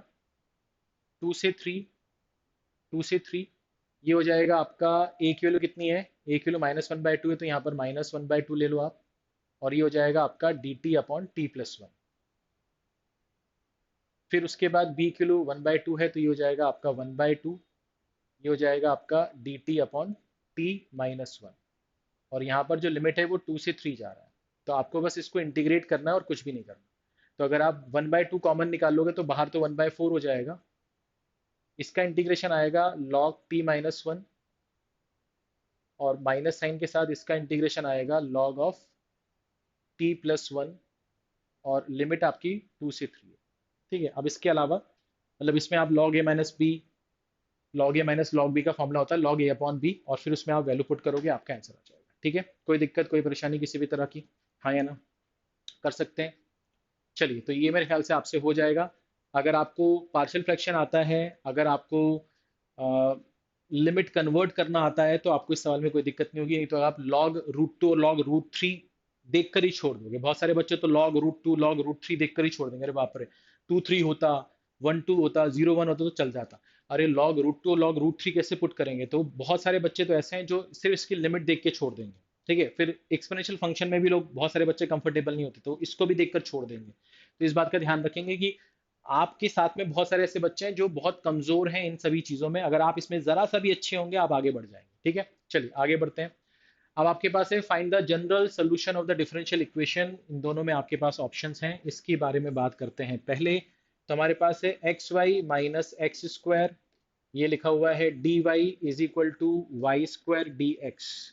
तो यहाँ पर हम क्या करने वाले हैं, यहाँ पर हमारा y और x अलग अलग होगा नहीं, आप चाहें तो इसको लिख लें dy upon d x is equal to Y square upon x y minus x square. यहाँ पर आप चाहेंगे भी तो x और y अलग अलग नहीं होंगे, तो हमने y is equal to v x मान लिया है। ऐसा करने से क्या होगा कि dy बाई डी एक्स की जगह पर हम पुट कर सकते हैं v plus x d v upon d x. अब यहाँ पर हमें क्या करना है, कैसे करना है, ध्यान से देखिए। अब यहाँ पर हम d Y by D x की जगह पुट करेंगे v plus x d v upon d x is equal to y की जगह क्या आ जाएगा, y की जगह आ जाएगा वी स्क्वायर एक्स स्क्वायर, नीचे आ जाएगा आपके पास में v x square minus x square. तो अगर हम ध्यान से देखें तो v plus x d v upon d x is equal to x square common निकालेंगे तो यहाँ से आ जाएगा वी स्क्वायर, यहाँ से आ जाएगा v माइनस वन। ठीक है, यहाँ से हम लिख सकते हैं x d v upon d x is equal to v square upon v minus one minus we.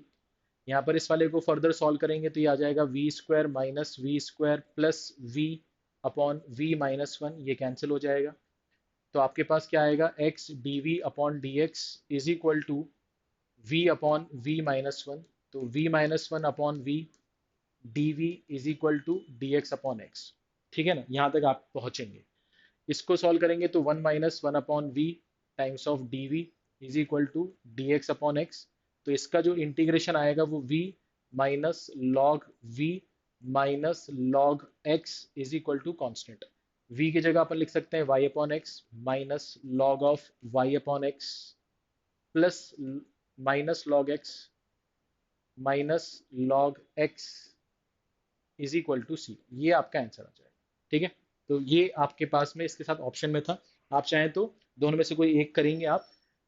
ठीक है, अब आप ऊपर वाला भी कर सकते हैं, नीचे वाला भी कर सकते हैं, डिपेंड करता है आपको किस में आप ज़्यादा कंफर्टेबल हैं। ठीक है, कोई दिक्कत कोई परेशानी किसी भी तरह की, ये हो गया आपका।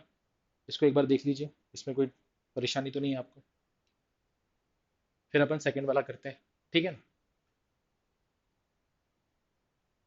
क्लियर है भाई। चलिए आगे बढ़ते हैं। अब इसमें एक्चुअली में यहाँ पर हम इसको थोड़ा सा इस वाले को भी सॉल्व करके आपको बता देते हैं। तो यहाँ पर एक्चुअली में ये हो जाएगा d Y by D x, ये हो जाएगा आपका 2x upon x square plus one times of y is equal to, ये हो जाएगा आपके पास में x square plus four upon x square plus one. तो ये आपका क्या है, ये q है, ये वाला आपका p है। तो ये एक्चुअली में ये आपका d Y by D x plus P Y is equal to Q के फॉर्म में है। ठीक है ना, इज इक्वल टू क्यू के फॉर्म में है। तो इसमें आपका एक इंटीग्रेटिंग फैक्टर निकलता है जो कि होता है e to the power integration of p d x. तो यहाँ पर इंटीग्रेटिंग फैक्टर जो है वो क्या आएगा, e to the power integration of 2x upon x square plus 1 dx। तो यहाँ पर नीचे वाले का डिफरेंशिएशन ऊपर लिखा हुआ है, इसका मतलब e to the power log of नीचे वाला आ जाएगा। तो यहाँ से ये e है और इसका बेस भी e होता है, तो यहाँ पर आपके पास आएगा एक्स स्क्वायर प्लस 1। तो आपका जो इंटीग्रेटिंग फैक्टर है वो एक्स स्क्वायर प्लस 1 आ जाएगा। अब इसका जो जनरल सोल्यूशन लिखते हैं वो क्या लिखते हैं, y into integrating factor is equal to integration of q into integrating factor dx plus constant.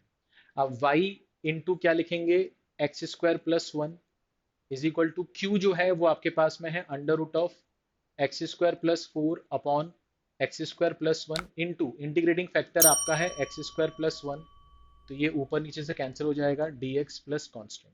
अब यहाँ पर आपके पास जो इंटीग्रेशन है वो एक्चुअली में x square plus a square का इंटीग्रेशन है, जो कि आपको पता होना चाहिए कि क्या होता है। ये आपका होता है x upon 2 x square plus 4 plus a square by 2 log of x plus under root of x square plus a square plus constant, और सामने यहाँ पर क्या लिखा हुआ है, y x square plus 1।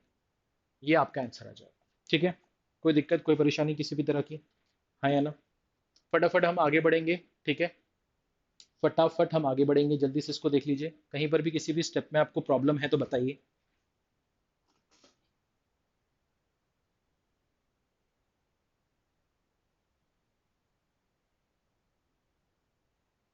Clear है बेटा?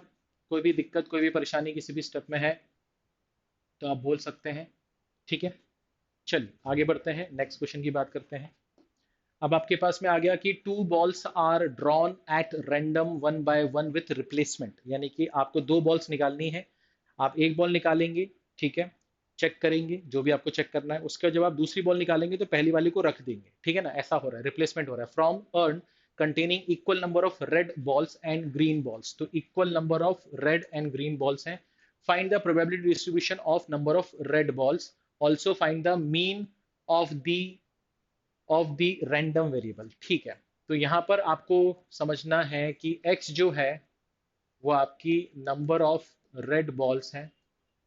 ठीक है, तो यहाँ पर हमने x लिखा, यहाँ पर हमने p ऑफ x लिखा, ये हो गया 0 1 और 2।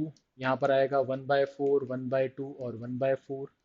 अगर हम इसको मल्टीप्लाई करेंगे तो यहाँ पर क्या आ जाएगा, 0, ये आ जाएगा 1/2, ये आ जाएगा आपका 1/2, ऐड करेंगे तो ये आ जाएगा 1। ये आपका मीन आ चुका है, आपका सवाल खत्म। ठीक है, इसके बाद फिर आपसे क्या बोल रहा है कि a and b throw a die alternatively till one of them gets a 6 and wins the game. Find their respective probabilities of winning if A starts the game first. तो भैया A और B गेम खेल रहे हैं, die फेंक रहे हैं।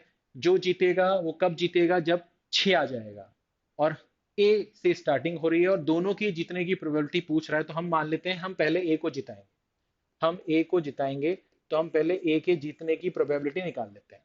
अब हम 6 आने की प्रोबेबिलिटी बोल रहे हैं भैया, तो भैया गेटिंग 6, ठीक है, गेटिंग 6 की जो प्रोबेबिलिटी है वो कितनी है, 1/6, और नॉट गेटिंग 6 की जो प्रोबेबिलिटी है वो क्या है, शॉर्टकट में लिखा है, वो है आपके पास में 5/6। ये हम ए के बारे में बात कर रहे हैं और हम चाह रहे हैं कि ए जीते, हम चाह रहे हैं कि ए जीते। अब ये होगा कि भैया ए ने पहली बार फेंका, ए से स्टार्ट हो रहा है, ए ने पहली बार फेंका और ए के 6 आ गए, ए का 6 आ गया, 6 आने की प्रोबेबिलिटी 1/6 है, और ए जीत गया, ए जीत गया, गेम खत्म हो गया। तो पहली बार जो गेम स्टार्ट हुआ उसमें ए ने फेंका और ए पहली बार में जीत गया। फिर हमने बोला नहीं यार ऐसा नहीं है, अब हम दूसरा गेम खेल रहे हैं। अब ए ने फेंका, ए के 6 नहीं आए, बी ने फेंका, बी के 6 भी नहीं आए, बी का 6 भी नहीं आया। तो जब तक 6 नहीं आएगा तब तक गेम चलता रहेगा, तुम फेंको मैं फेंकूं, तुम फेंको मैं फेंकूं, ऐसे चलता रहेगा। जब तक 6 नहीं आएगा तब तक गेम चलता रहेगा, और जब 6 आ जाएगा गेम उसी समय बंद हो जाएगा, फिर उसका नया गेम शुरू होगा। ये चल रहा है। तो यहाँ पर ए पहली बार फेंका, उसने पहली बार में हमने उसको जिता दिया क्योंकि हम चाह रहे हैं ए जीते, तो हम ए के जीतने की प्रोबेबिलिटी निकाल रहे हैं। अब ए ने दूसरी बार फेंका, जब दूसरा गेम हुआ तो उसमें पहली बार फेंका, ए नहीं जीता, मतलब उस ए के 6 नहीं आए, बी के भी 6 नहीं आए, ठीक है ना। अब यहाँ पर ए का 6 आ गया, इसका मतलब क्या हुआ कि भैया पहले गेम में पहली बार में ही आ गया था, दूसरे गेम में तीसरी बार आया। दूसरे गेम में कितनी बार आया, तीसरी बार आया। ठीक है सर, समझ में आ गया। अब यहाँ पर ध्यान से देखो, यहाँ पर ध्यान से देखो, अब तीसरा गेम शुरू होगा। ए ने फेंका, नहीं जीता। बी ने फेंका, नहीं जीता। ए ने फेंका, नहीं जीता। बी ने फेंका, नहीं जीता। फिर ए ने फेंका, जीत गया। अच्छा, तो यानी कि यहाँ पर पहली बार में जीत गया था, यहाँ पर तीसरी बार, फिर यहाँ पर पांचवी बार, तो ऐसा 1/3 5 7 ऐसे हो रहा होगा। और ये चलता जाएगा, ये चलता जाएगा। तो आपने देखा कि यहाँ पर एक पैटर्न बन रहा है। तो यहाँ पर क्या हो रहा है, 1/6, यहाँ पर हो रहा है 5/6 का स्क्वायर इंटू 1/6, यहाँ पर हो रहा है आपका 5/6 पे power 4 into 1/6 and so on. तो यहाँ पर ये जीपी हो गया। ठीक है, तो यहाँ पर हमारा फर्स्ट टर्म कितना है, 1/6 है। ठीक है, 1 माइनस कॉमन रेशियो कितना है, 5/6 का स्क्वायर है, यानी कि 25/36 है ना, 25/36 है। इनफाइनाइट जीपी आ रहा है। तो यहाँ पर हम क्या करेंगे, यहाँ पर लिखेंगे 1/6, यहाँ पर लिखेंगे हम 11/36। तो एक्चुअली में इसको लिख सकते हैं 6/36, और ये हो गया 11/36। तो 36 गया तो 6/11, यानी ए की जीतने की जो प्रोबेबिलिटी है वो 6/11 है। तो ए के जीतने की प्रोबेबिलिटी अगर हम बोले 6/11 है, तो बी की जीतने की प्रोबेबिलिटी कितनी होगी, 1 माइनस 6/11, यानी कि 5/11। तो हमने यहाँ पर ए और बी दोनों की जीतने की प्रोबेबिलिटी निकाल ली है। गेम क्या था, डाई फेंकेंगे, 6 आने पर आदमी जीत जाएगा। ए को हम पहले जिता रहे थे, तो ए पहली बार में फेंकेगा, पहली बार में उसके 6 आ गए, या तो फिर तीसरी बार में 6 आ गए तो जीत गया, या तो पांचवी बार में 6 आ गया तो जीत गया। जैसे ही 6 आएगा गेम बंद, नया गेम शुरू, ऐसा हो रहा है। ठीक है, चलिए आगे बढ़ते हैं फटाफट। अब आपके पास में ये सवाल आ गया, solve the following linear programming problem graphically. z is equal to 5x plus 2y। Constraints आपको दिए हैं x plus 2y less than equal to 120, x plus y greater than equal to 60, x minus 2y greater than equal to 0। x और y positive है, तो यहाँ पर क्या होता है, पहले तो हम x प्लस 2y को 120 मानते हैं, x प्लस वाई को हम 60 मानते हैं, और x माइनस 2y को हम 0 मानते हैं। तो पहले हम इसको, है ना, इक्वेशन में कन्वर्ट करते हैं इनइक्वालिटी से, और फिर सॉल्व करते हैं। तो यहाँ से हमने x और y की वैल्यूज मानी। अगर हम x को 0 लेंगे तो y की वैल्यू 60 आएगी, y को 0 लेंगे तो x की वैल्यू 120 आएगी। इसके हिसाब से हम इसको प्लॉट कर देंगे। इसकी बात करें, इसकी बात करें तो यहाँ पर हमने क्या किया, हमने यहाँ पर x को 0 ले लिया तो y 60 आ गया, y को 0 ले लिया तो x 60 आ गया। इसके हिसाब से बात करें, इसके हिसाब से बात करें तो हमने यहाँ पर x को 0 लिया तो y भी 0 आएगा, y को 0 लिया तो x भी 0 आएगा, यानी कि ये, है ना, एक्सेस से पास होगा। ठीक है, तो इसके हिसाब से हम ग्राफ बना लेंगे। इसके हिसाब से ग्राफ बनाने के बाद हम देखेंगे कहाँ पर, है ना, सारे ग्राफ एक दूसरे को कट कर रहे हैं, तो हम इनका इंटरसेक्शन निकालेंगे, हम इनका इंटरसेक्शन निकालेंगे, और हम इनका इंटरसेक्शन निकालेंगे।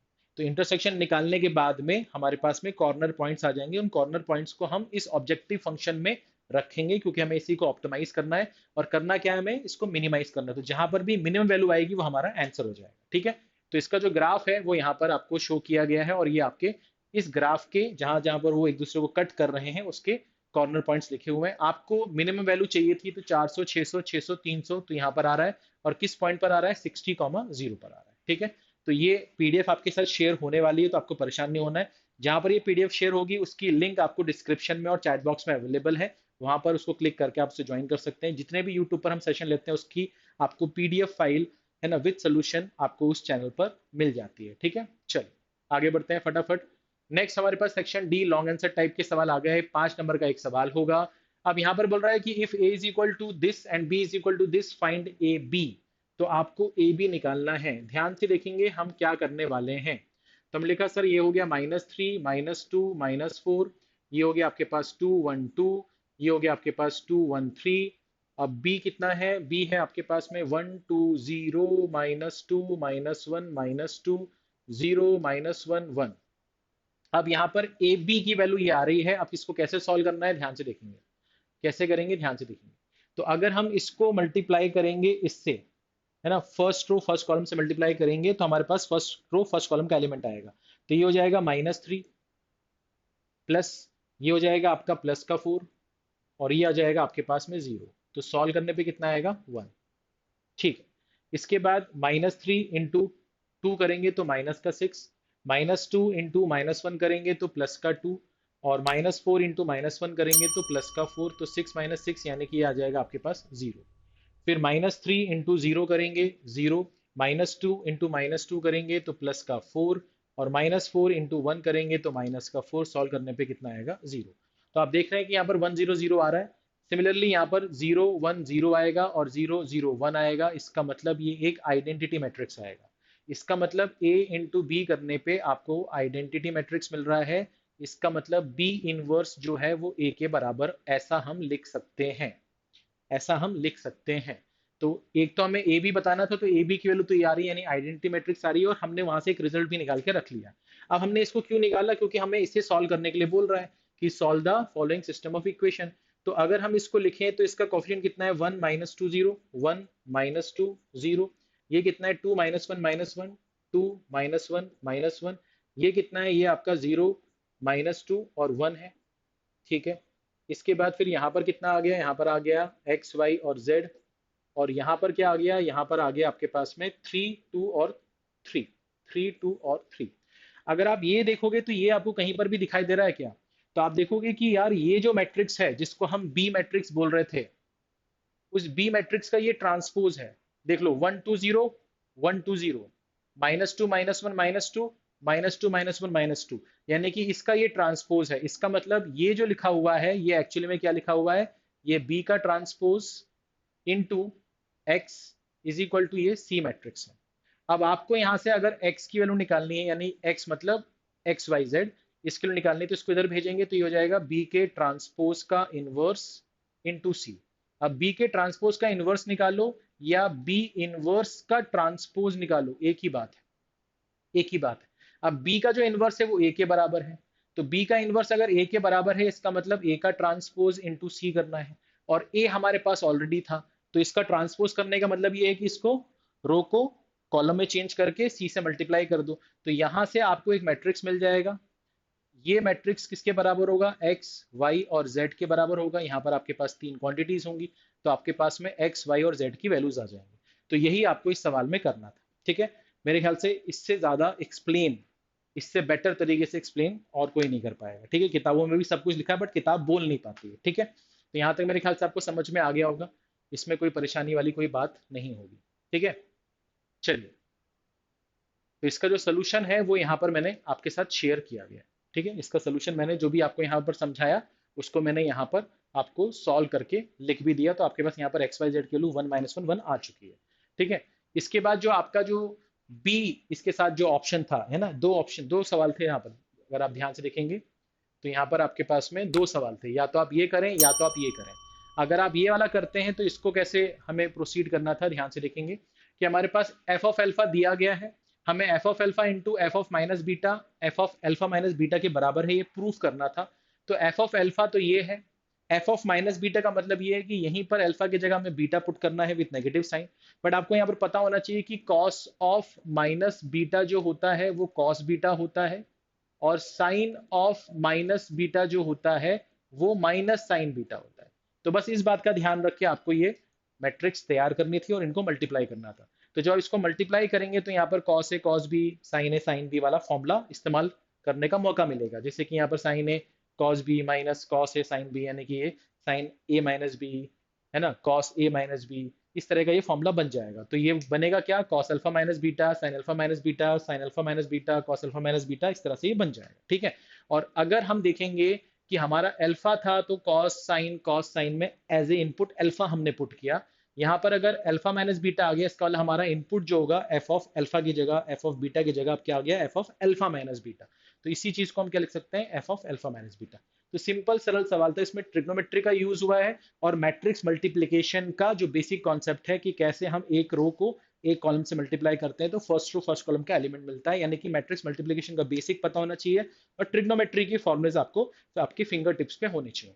चलिए आगे बढ़ेंगे, नेक्स्ट क्वेश्चन की बात करेंगे।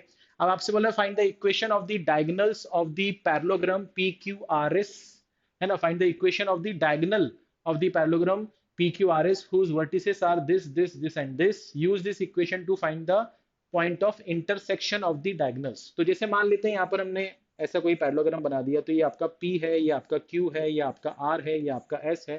तो ये आपका PR है और ये आपका QS है। ठीक है ना। ये आपके पास में इस तरह से चीजें आ जाएंगी। तो आपको क्या देखना है? आपको P और R पे फोकस करना है, P और R पे फोकस करना है। तो पी और आर पे फोकस करना है। तो आपने बोला कि सर हमारा जो पी और आर है ये एक लाइन है जो कि पी और आर से पास हो रहा है। तो हमने मान लिया कि यहाँ पर हम इसको ऐसे लिख सकते हैं क्या, हम इसको ऐसा लिख सकते हैं x-4 is equal to y-2 is equal to z-6। तो z+6 इसके नीचे कितना आएगा, 12-4 यानी कि 8, 4-2 यानी कि 2, और 5-6 यानी कि 11 इज इक्वल टू, इसको मान लेते हैं k। ठीक है, तो यहाँ से x की वैल्यू क्या आ जाएगी, 8k+4, y की वैल्यू आ जाएगी आपके पास में 2k, 2k+2, और z की वैल्यू आ जाएगी आपके पास में 11k-6। ठीक है, दूसरा अगर हम, ये हमने पी क्यू पी आर की बात कर ली, अगर हम यहाँ पर Q और S की बात करें तो Q और S में हम इसको देखेंगे, है ना, कलर चेंज कर लेते हैं। तो हम इसको देखेंगे, हम अब इसको देखेंगे। तो हम यहाँ पर ये बोल सकते हैं कि ये हो जाएगा आपका x-5, ये हो जाएगा आपका y+3, और ये हो जाएगा आपका z-1, और यहाँ पर हो जाएगा 11 में से 5 गया 6, 9+3 12, और ये हो जाएगा आपका -3, इसको अपन ने मान लिया t। तो यहाँ से हमारे पास में एक्स वाई जेड की वैल्यू क्या आ जाएगी, यहाँ से हमारे पास एक्स वाई जेड की वैल्यू आ जाएगी 6t, 6t+5, ये हमारे पास x की वैल्यू आ जाएगी। y की वैल्यू क्या आ जाएगी, 12t-3, 12t-3, और z की वैल्यू कितनी आ जाएगी, माइनस का 3t+1। तो ये भी हमारे पास एक्स वाई जेड की वैल्यू है, ये भी हमारे पास एक्स वाई जेड की वैल्यू थी, आपस में क्या होनी चाहिए, बराबर होनी चाहिए। तो हम क्या करेंगे, इन दोनों को सॉल्व करेंगे, और इन दोनों से हमें जो k और t की वैल्यू मिलेगी वो इसमें पुट करके सेटिस्फाई कर लेंगे। ठीक है ना, सेटिस्फाई कर लेंगे। अब ये कैसे सॉल्व होगा ये मैं आपको बता देता हूँ। ठीक है, ये मैं आपको बता देता हूँ, तो ध्यान से देखो मैं क्या बोल रहा हूँ। जैसे कोई बच्चे को डाउट आ रहा है तो वो यहाँ पर देख लो। मैंने कहा सर वो आपने जो बोला कि इन दोनों को साथ में ले लेंगे, इसका मतलब कि x की वैल्यू आपके पास 8k+4 भी है, और ये बराबर किसके है, 6t+5 के। तो हमने यहाँ पर लिख दिया 8k-6t इज इक्वल टू 5-4, ये 1 हो गया। और 2k+2 जो है, 2k+2 जो है वो बराबर किसके है, 2k+2 जो है वो बराबर किसके है, वो 12t-3 के बराबर है, 12t-3 के बराबर। तो ये हो जाएगा 2k-12t इज इक्वल टू -5। तो ये हमारे पास एक इक्वेशन है, और ये हमारे पास में एक इक्वेशन है। तो हमने इस वाले का डबल किया, तो इस वाले का डबल करेंगे तो ये हो जाएगा 16k-12t इज इक्वल टू 2। तो अब ये दोनों का t का कोफिशिएंट सेम है, तो अगर माइनस करें तो 16k में से 2k गया तो हमारे पास आएगा 14k, 12t वाला पार्ट कैंसिल हो जाएगा, 2 माइनस 5 ही आ जाएगा आपके पास में 7। तो k की वैल्यू आ जाएगी आपके पास कितनी, 1/2। अगर k की वैल्यू हमारी 1/2 है तो ये 4 हो जाएगा। तो 4 - 1 इज इक्वल टू 6t, यानी कि 3 इज इक्वल टू 6t, यानी कि t इज इक्वल टू 1/2। तो हमारे पास t की वैल्यू भी क्या आ जाएगी, 1/2 आ जाएगी। ठीक है ना, अब वो आप यहाँ पर रख कर चेक कर सकते हो कि दोनों जगह पे ये z की वैल्यू सेम आ रही कि नहीं आ रही है। तो हमारे पास k की वैल्यू भी आ चुकी है और t की वैल्यू भी आ चुकी है, तो हमारे पास x y z हमारे पास ये कोऑर्डिनेट्स आ चुके होंगे। ठीक है, हमारे पास कोऑर्डिनेट्स आ चुके होंगे, और यही इनके इंटरसेक्शन भी होंगे, यही इनके क्या होंगे, इंटरसेक्शन भी होंगे, है ना। बात समझ में आ रही है, कोई दिक्कत कोई परेशानी किसी भी तरह की। तो ये जो सवाल है इसको हमने यहाँ पर आपके लिए पूरा का पूरा सॉल्व कर दिया। अगर आप देखेंगे तो यहाँ पर ये सेम चीज यहाँ पर आपको दिखाई दे रही होगी। ठीक है, तो हमारे पास के और टी की वैल्यू जो 1/2 आ रही थी वो यहाँ पर आ गई, और इंटरसेक्शन पॉइंट जो होगा वो इसी को इसमें पुट करने पे आ जाएगा। ठीक है ना, चलिए, तो ये आपको क्लियर हो गया होगा। अब इसके साथ जो ऑप्शन था वो ये वाला ऑप्शन था कि भैया एक लाइन है जो कि इस पॉइंट से पास हो रही है ना, और परपेंडिकुलर है इन दोनों लाइन पर। तो इसको कैसे सॉल्व करते हैं, इसके लिए मैं आपको थोड़ा सा हिंट देता हूँ। ठीक है, इसको कैसे सॉल्व करना है, ये वाला पार्ट मैं यहाँ से हटा रहा हूँ। तो यहाँ पर एक्चुअली में क्या होता है कि जो लाइन है वो अगर इनसे पास हो रही है, तो हमारा जो रिक्वायर्ड वेक्टर है, उसकी जो वेक्टर रिक्वायर्ड लाइन है जिसकी जो वेक्टर इक्वेशन है वो हम इस तरह से लिख सकते हैं कि ये हो जाएगा -i + 3j-2k। अब ये तो x1 y1 z1 था तो हमने पुट कर दिया। अब ये एक वेक्टर हमें नहीं पता है तो हमने लिखा ai + bj + ck। अब हमें ये ए बी सी निकालना है। तो अब हमें ये पता है कि यही जो लाइन है ये परपेंडिकुलर इन दोनों लाइन क्या है। तो यहाँ पर ये जो ए बी सी है और यहाँ पर जो 1 2 3 या -3 2 5 है, इनके बीच में एक रिलेशन होगा क्या, कि a इंटू 1 करने पर a, b इंटू 2 करने पे 2b, c इंटू 3 करने पे 3c, इनके मल्टीप्लीकेशन का सम 0 के बराबर होगा। उसी तरह से a इंटू -3 मतलब -3 है, b इंटू 2 यानी कि 2b, और 5 इंटू सी, इनका भी सम आपका 0 होगा। अब आपके पास में दो इक्वेशंस हैं, तीन अननोन है, दो इक्वेशंस हैं, तीन अननोन है। तो यहाँ पर आप a upon something, b upon something, c upon something is equal to k करके यहाँ पर ये वैल्यू पुट करेंगे, और यहाँ से आपको a b c की वैल्यूज मिल जाएंगी, और वही a b c की वैल्यूज आपको यहाँ पर पुट करना है, आपका वेक्टर इक्वेशन आ जाएगा। ठीक है, तो आपका वेक्टर इक्वेशन बनाना था वो आ गया। उसके बाद आपको डिस्टेंस फॉर्मूला इस्तेमाल करना है। तो डिस्टेंस फॉर्मूला आप कैसे यूज करते हो, आपके पास में दो वेक्टर्स अगर हैं तो आप उनका डिस्टेंस फॉर्मूला कैसे यूज करते हो, यहाँ पर आपका ओरिजिन से डिस्टेंस बताना है। ठीक है, तो ओरिजिन से डिस्टेंस बताना है, तो यहाँ पर ये वेक्टर ए होगा, क्रॉस वेक्टर बी होगा, और यहाँ पर वेक्टर बी का मैग्नीट्यूड होगा। तो ये आपका क्या हो जाएगा, शॉर्टेस्ट डिस्टेंस हो जाएगा। ठीक है, चलिए, तो ये जो सवाल है इसका हमने सोल्यूशन आपके साथ यहाँ पर शेयर किया गया है। ठीक है, तो ये आपका वेक्टर ए था, ये आपका वेक्टर बी था। तो vector a cross vector b upon vector b का मैग्नीट्यूड, हमने ऊपर वाले का भी मैग्नीट्यूड लेना है क्योंकि हमें शॉर्टेस्ट डिस्टेंस निकालना है। डिस्टेंस हमारी कांस्टेंट वैल्यू होगी, और दूसरी चीज वो पॉजिटिव वैल्यू होगी। ठीक है, तो ये भी आपके साथ यहाँ पर शेयर्ड है। कोई दिक्कत, कोई परेशानी किसी भी तरह की? हाँ या ना? क्लियर है? एक बार इसको देख सकते हैं आप आराम से। आखिरी चरण में चल रहे हैं हम। ठीक है, इसके बाद फिर अपना केस स्टडी बेस्ड क्वेश्चन शुरू हो जाएंगे। ठीक है, तो थोड़ा सा ध्यान से समझते हुए चलना है आपको। ठीक है, कोई दिक्कत किसी भी स्टेप में है तो बताइए। चलिए भाई शुरू करते हैं। अब बात करते हैं नेक्स्ट सवाल की। अब जैसे आपके पास सवाल आ गया, using integration find the area of the region bounded by the line y is equal to √3x and the curve y is equal to under root of 4 minus x square and y axis in the first quadrant. तो पहली बात तो ये जो है ये actually में x square plus y square is equal to 4 है, यानी कि आपका जो रेडियस है वो 2 है ना, आपका जो रेडियस है वो 2 है। ठीक है ना, तो आप एक सर्कल बना दीजिए यहाँ पर।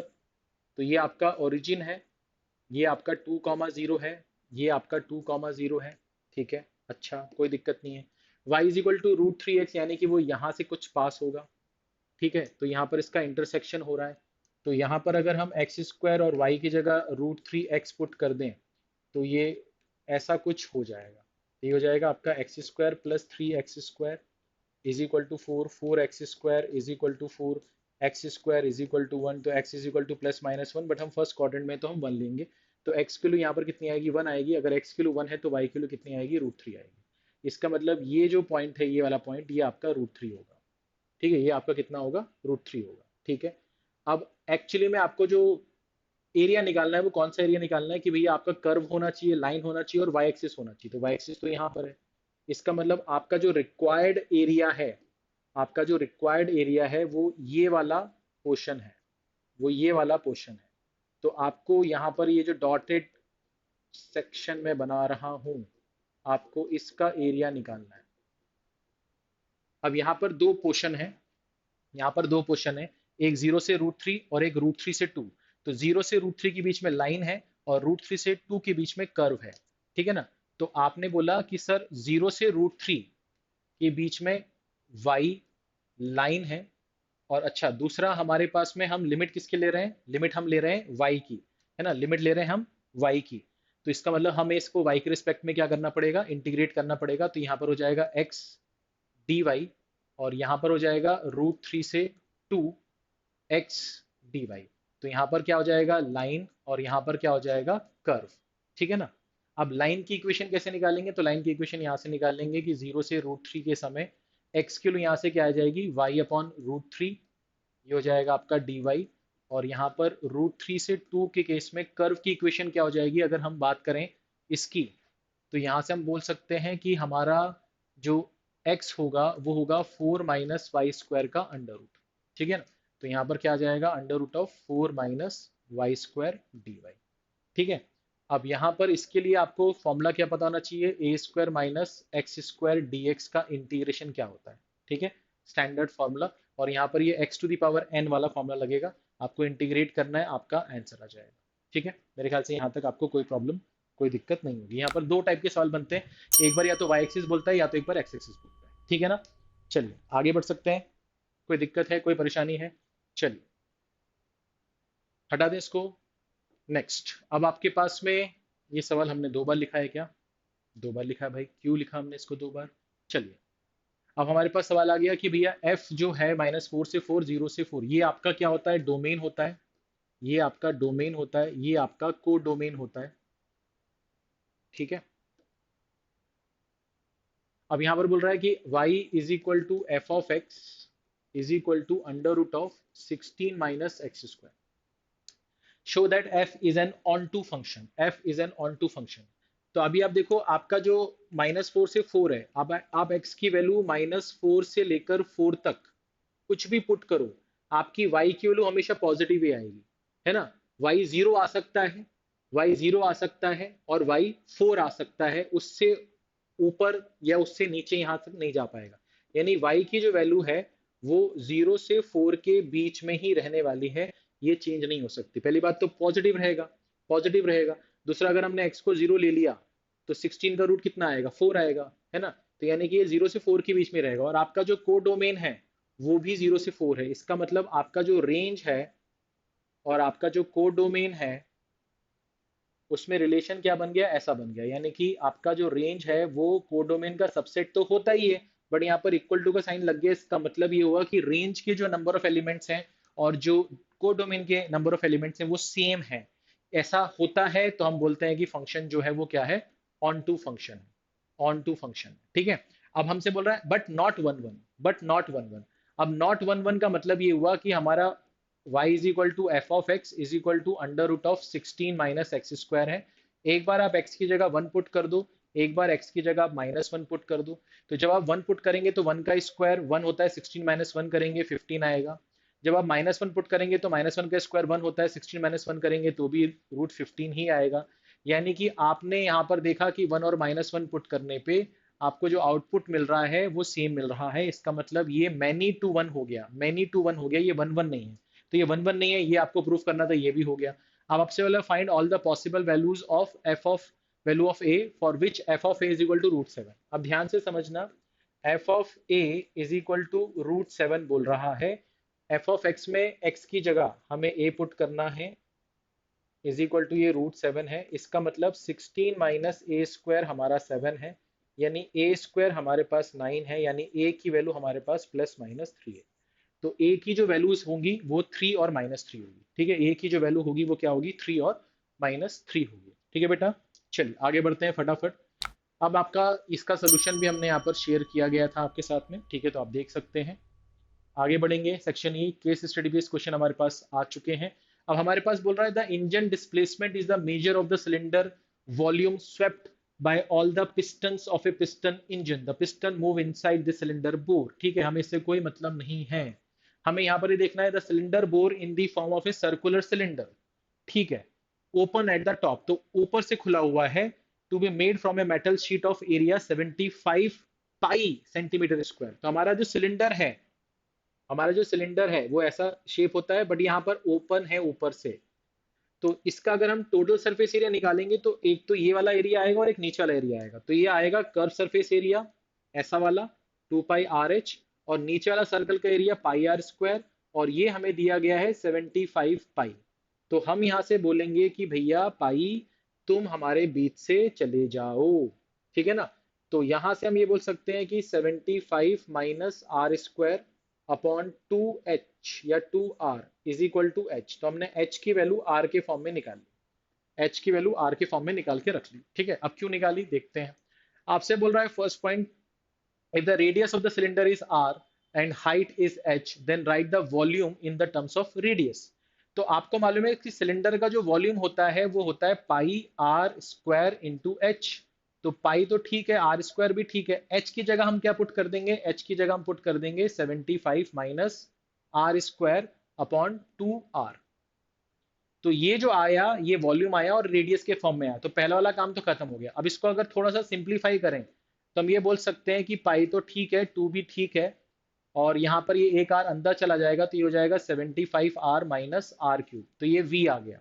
अब हमें निकालना है डीवी अपॉन डी आर, तो इसको अगर डिफरेंशिएट कर दें तो पाई बाई टू तो कांस्टेंट है, नीचे आएगा आपके पास 75 माइनस थ्री आर स्क्वायर, और अगर dv बाई डी आर को हम इक्वेट करेंगे जीरो से तो हमें पता चलेगा कि 75 जो है वो 3r स्क्वायर के बराबर है, यानी कि 75 अपॉन 3 हमारा आर स्क्वायर के बराबर है, यानी हमारा आर स्क्वायर 25 के बराबर है, यानी r जो है वो प्लस माइनस 5 होगा, बट हमारा रेडियस नेगेटिव नहीं हो सकता, तो रेडियस हमारा 5 हो जाएगा। रेडियस अगर हमारा 5 है तो हमने h जो माना था उसमें अगर हम 5 पुट करते हैं तो ये 25 हो जाएगा, यानी कि 50, और ये हो जाएगा आपका 10, यानी कि हमारा h जो आएगा वो भी 5 आएगा, यानी r और h आपके दोनों बराबर हैं, और दोनों बराबर किसके हैं, 5 के।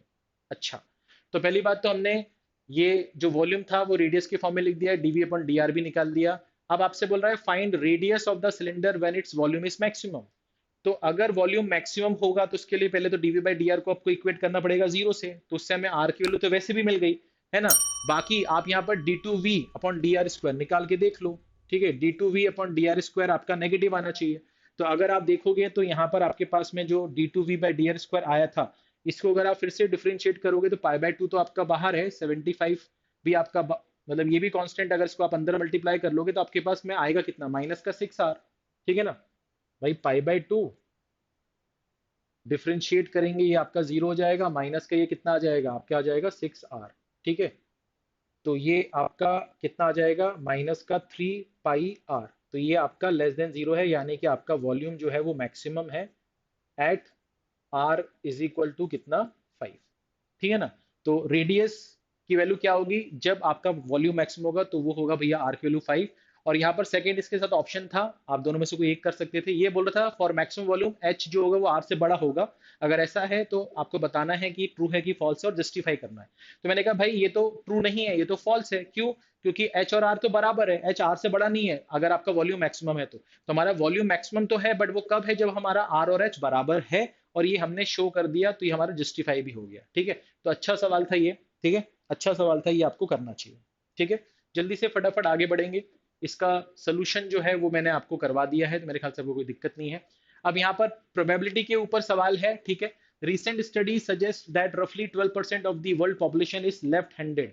तो वर्ल्ड पॉपुलेशन में केवल 12% लोग जो हैं वो लेफ्ट हैंडेड हैं, लेफ्ट हैंड का इस्तेमाल करते हैं। Depending upon the parents the chances of having a left handed child are as follows.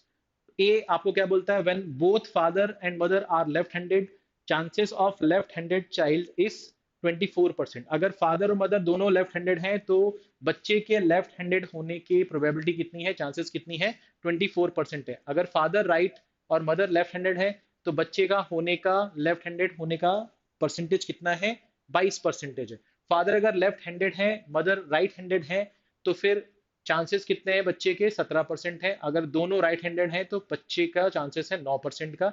इनकी प्रोबेबिलिटी सबकी बराबर मानी है इन चारों केसेस की, और ये 1/4 के बराबर है, ठीक है। तो आपको ये वैल्यूज निकालनी है, ठीक है, यहाँ तक मेरे ख्याल से कोई दिक्कत नहीं है। एल एक इवेंट है, ठीक है, that child is left handed, ठीक है, बच्चा लेफ्ट हैंडेड होना चाहिए। अब माता पिता दोनों लेफ्ट हैंडेड भी हो सकते हैं, दोनों में से कोई एक लेफ्ट हैंडेड और एक राइट हैंडेड हो सकता है, वाइस वर्सा, या दोनों राइट हैंडेड हो सकते हैं। और इन चारों केसेस में बच्चे के लेफ्ट हैंडेड होने की प्रोबेबिलिटी आपको दी गई है, ठीक है। आपसे एक इवेंट पूछा गया है, उसकी वैल्यू आपसे पूछी गई है। इसका जो सोल्यूशन है वो यहाँ पर आपको शेयर किया गया है, ठीक है। तो आप इसको रिफर कर सकते हैं और इसके हिसाब से अपने आंसर को मैच कर सकते हैं, ठीक है। चलिए लास्ट क्वेश्चन हमारा क्या बोल रहा है, the use of electric vehicle will curb air pollution in the long run. The use of electric vehicle is increasing every year and estimated electric vehicle in use at any time t is given by the v. तो ये number of vehicles के बारे में एक आपको equation दी गई है, where t represent the time and t is equal to 1 2 3 and so on corresponding to year 2001 2002 2003 and respectively. Based on the above information answer the following question. Can the above function यानी कि वो जो दिया है be use to estimate number of vehicles in the year 2000। तो मैंने कहा यहां पर हमारा जो इक्वेशन है वो है 1/5 T cube minus 5/2 T square plus 25 T minus 2। अब यहां पर आपसे बोल रहा है 2000 है ना। 2000 वाला जो ईयर चल रहा था, तो 2001 के लिए आपकी टी क्यू 1 है, तो 2000 के लिए आपकी टी क्यू कितनी होगी, जीरो होगी। ठीक है ना। तो अगर आप टी की वैल्यू यहाँ पर जीरो पुट करेंगे तो वी की वैल्यू कितनी आ जाएगी, -2, जो कि पॉसिबल नहीं है क्योंकि ये तो नंबर ऑफ व्हीकल्स हैं। तो नंबर ऑफ व्हीकल्स नेगेटिव में कैसे आ सकता है, तो इसका मतलब ये है कि भैया ये ऐसा नहीं हो सकता, और हमने जस्टिफाई कर दिया। सेकंड बोल रहा है prove that the function we T is an increasing function. We T जो है वो इंक्रीजिंग फंक्शन है, इसको प्रूव करना है, तो हमने इसको पहले डिफरेंशिएट किया। डिफरेंशिएट करेंगे तो यहाँ पर कितना आ जाएगा, 3/5, ये हो जाएगा आपका टी स्क्वायर, माइनस ये आ जाएगा आपके पास में 5t, क्योंकि टू से टू नीचे आएगा, टू टू कैंसिल हो जाएगा, तो ये आ जाएगा -5t, प्लस ये आ जाएगा आपके पास में 25। अब हम यहाँ से क्या कर सकते हैं, यहाँ से अगर हम 3/5 बाहर निकाल लें, 3/5 बाहर निकाल लें, तो यहाँ पर तो टी स्क्वायर हो जाएगा, यहाँ पर आपके पास हो जाएगा 25/3t, और यहाँ से अगर अपन ने 3/5 निकाला है तो ये हो जाएगा आपके पास में 125 अपॉन कितना, 3। ठीक है ना। चलिए, यहाँ तो मेरे ख्याल से कोई दिक्कत नहीं है। अब इसको अपने को क्या करना है, परफेक्ट स्क्वायर के फॉर्म में कन्वर्ट करना है, तो हमें पता चलेगा कि एफ डैश टी जो है ये हमारा पॉजिटिव है, और अगर हमारा एफ डैश टी पॉजिटिव है इसका मतलब ये एक इंक्रीजिंग फंक्शन है। जब आप इसे परफेक्ट स्क्वायर में कन्वर्ट करेंगे तो ये जो आएगा, ये वाला पार्ट हमेशा पॉजिटिव होगा, और उसमें हम कुछ जोड़ ही रहे हैं तो वो टोटल क्वांटिटी पूरी की पूरी पॉजिटिव ही आएगी, है ना, वो नेगेटिव नहीं हो सकती। इसका मतलब ये पूरा का पूरा जो एफ डैश टी है ये हमारा क्या है, ये हमारा पॉजिटिव है, इंक्रीजिंग फंक्शन है, क्योंकि अगर हमारा F dash T greater than zero होता है तो हम इसे बोलते हैं इंक्रीजिंग फंक्शन। ठीक है। तो यही चीज मैंने यहाँ पर आपको समझाई हुई है। ठीक है ना, कि हमने वी डैश टी निकाला, 3/5 बाहर निकाला, तो ये क्वांटिटी आ गई, ये क्वांटिटी हमारी ग्रेटर देन जीरो है, इसका मतलब हमारा जो वी टी है वो एक इंक्रीजिंग फंक्शन है। ठीक है बेटा, कोई दिक्कत कोई परेशानी किसी भी तरह की। तो सबसे इंपॉर्टेंट बात यह है कि भैया यहाँ पर आपको जो कुछ भी पढ़ाया जाता है उसकी पीडीएफ आपको यहाँ पर नीचे डिस्क्रिप्शन में, साथ ही साथ चैट बॉक्स में एक लिंक प्रोवाइड की गई है, वहां पर मिल जाएगी, उसे क्लिक कीजिए। उसे क्लिक करने के बाद जब उसे ज्वाइन करेंगे तो आपको ये पीडीएफ वहां पर मिल जाएगी। साथ ही साथ वहां पर हमारे जितने भी यूट्यूब सेशंस होते हैं उन सब की पीडीएफ मिलती है। साथ ही साथ हम वहां पर बहुत सारा और भी कंटेंट पीडीएफ के फॉर्म में या वीडियो की लिंक के फॉर्म में शेयर करते हैं, तो वो आपके लिए बेनिफिशियल है, ज्वाइन करना उससे जरूर ज्वाइन करेंगे। साथ ही साथ अगर आप हमारे कोर्सेज के बारे में जानना चाहते हैं तो हमारी वेबसाइट को विजिट कर सकते हैं, 1-2 मिनट का टाइम लगता है। साथ ही साथ अगर आपको कोई क्वेरी है तो इस नंबर पर कॉल कर सकते हैं, और हमारे वेबसाइट पे आने के बाद आपको पता चलेगा कि हमारे पास में जो भी कोर्सेज अवेलेबल हैं उसकी क्या क्या, है ना, क्वालिटीज हैं, क्या क्या उसके स्पेसिफिकेशंस हैं, क्या क्या चीजें आपको वहां पर प्रोवाइड की जाती हैं, ये सारी चीजें वहां पर आपको मेंशन रहती हैं। साथ ही साथ आज के सेशन में आपको मजा आया होगा, मैं उम्मीद करता हूँ आपने कुछ नया सीखा होगा, और आपका जो कॉन्फिडेंस लेवल है वो धीरे धीरे समय के साथ बढ़ेगा। अभी और भी सेशंस आने वाले हैं सभी फैकल्टीज के और सभी सब्जेक्ट के। मैं आपसे रिक्वेस्ट करूंगा कि आप सभी सेशन जरूर देखें, और जो भी आपके पॉइंट ऑफ व्यू है, आपको अगर अच्छा लगा, ठीक ठाक लगा, जो भी लगा, आप प्लीज़ कमेंट करके हमें बताएं, उससे हमें थोड़ा सा मोटिवेशन मिलता है। अपना ख्याल रखें, पढ़ते रहिए। Thank you so much.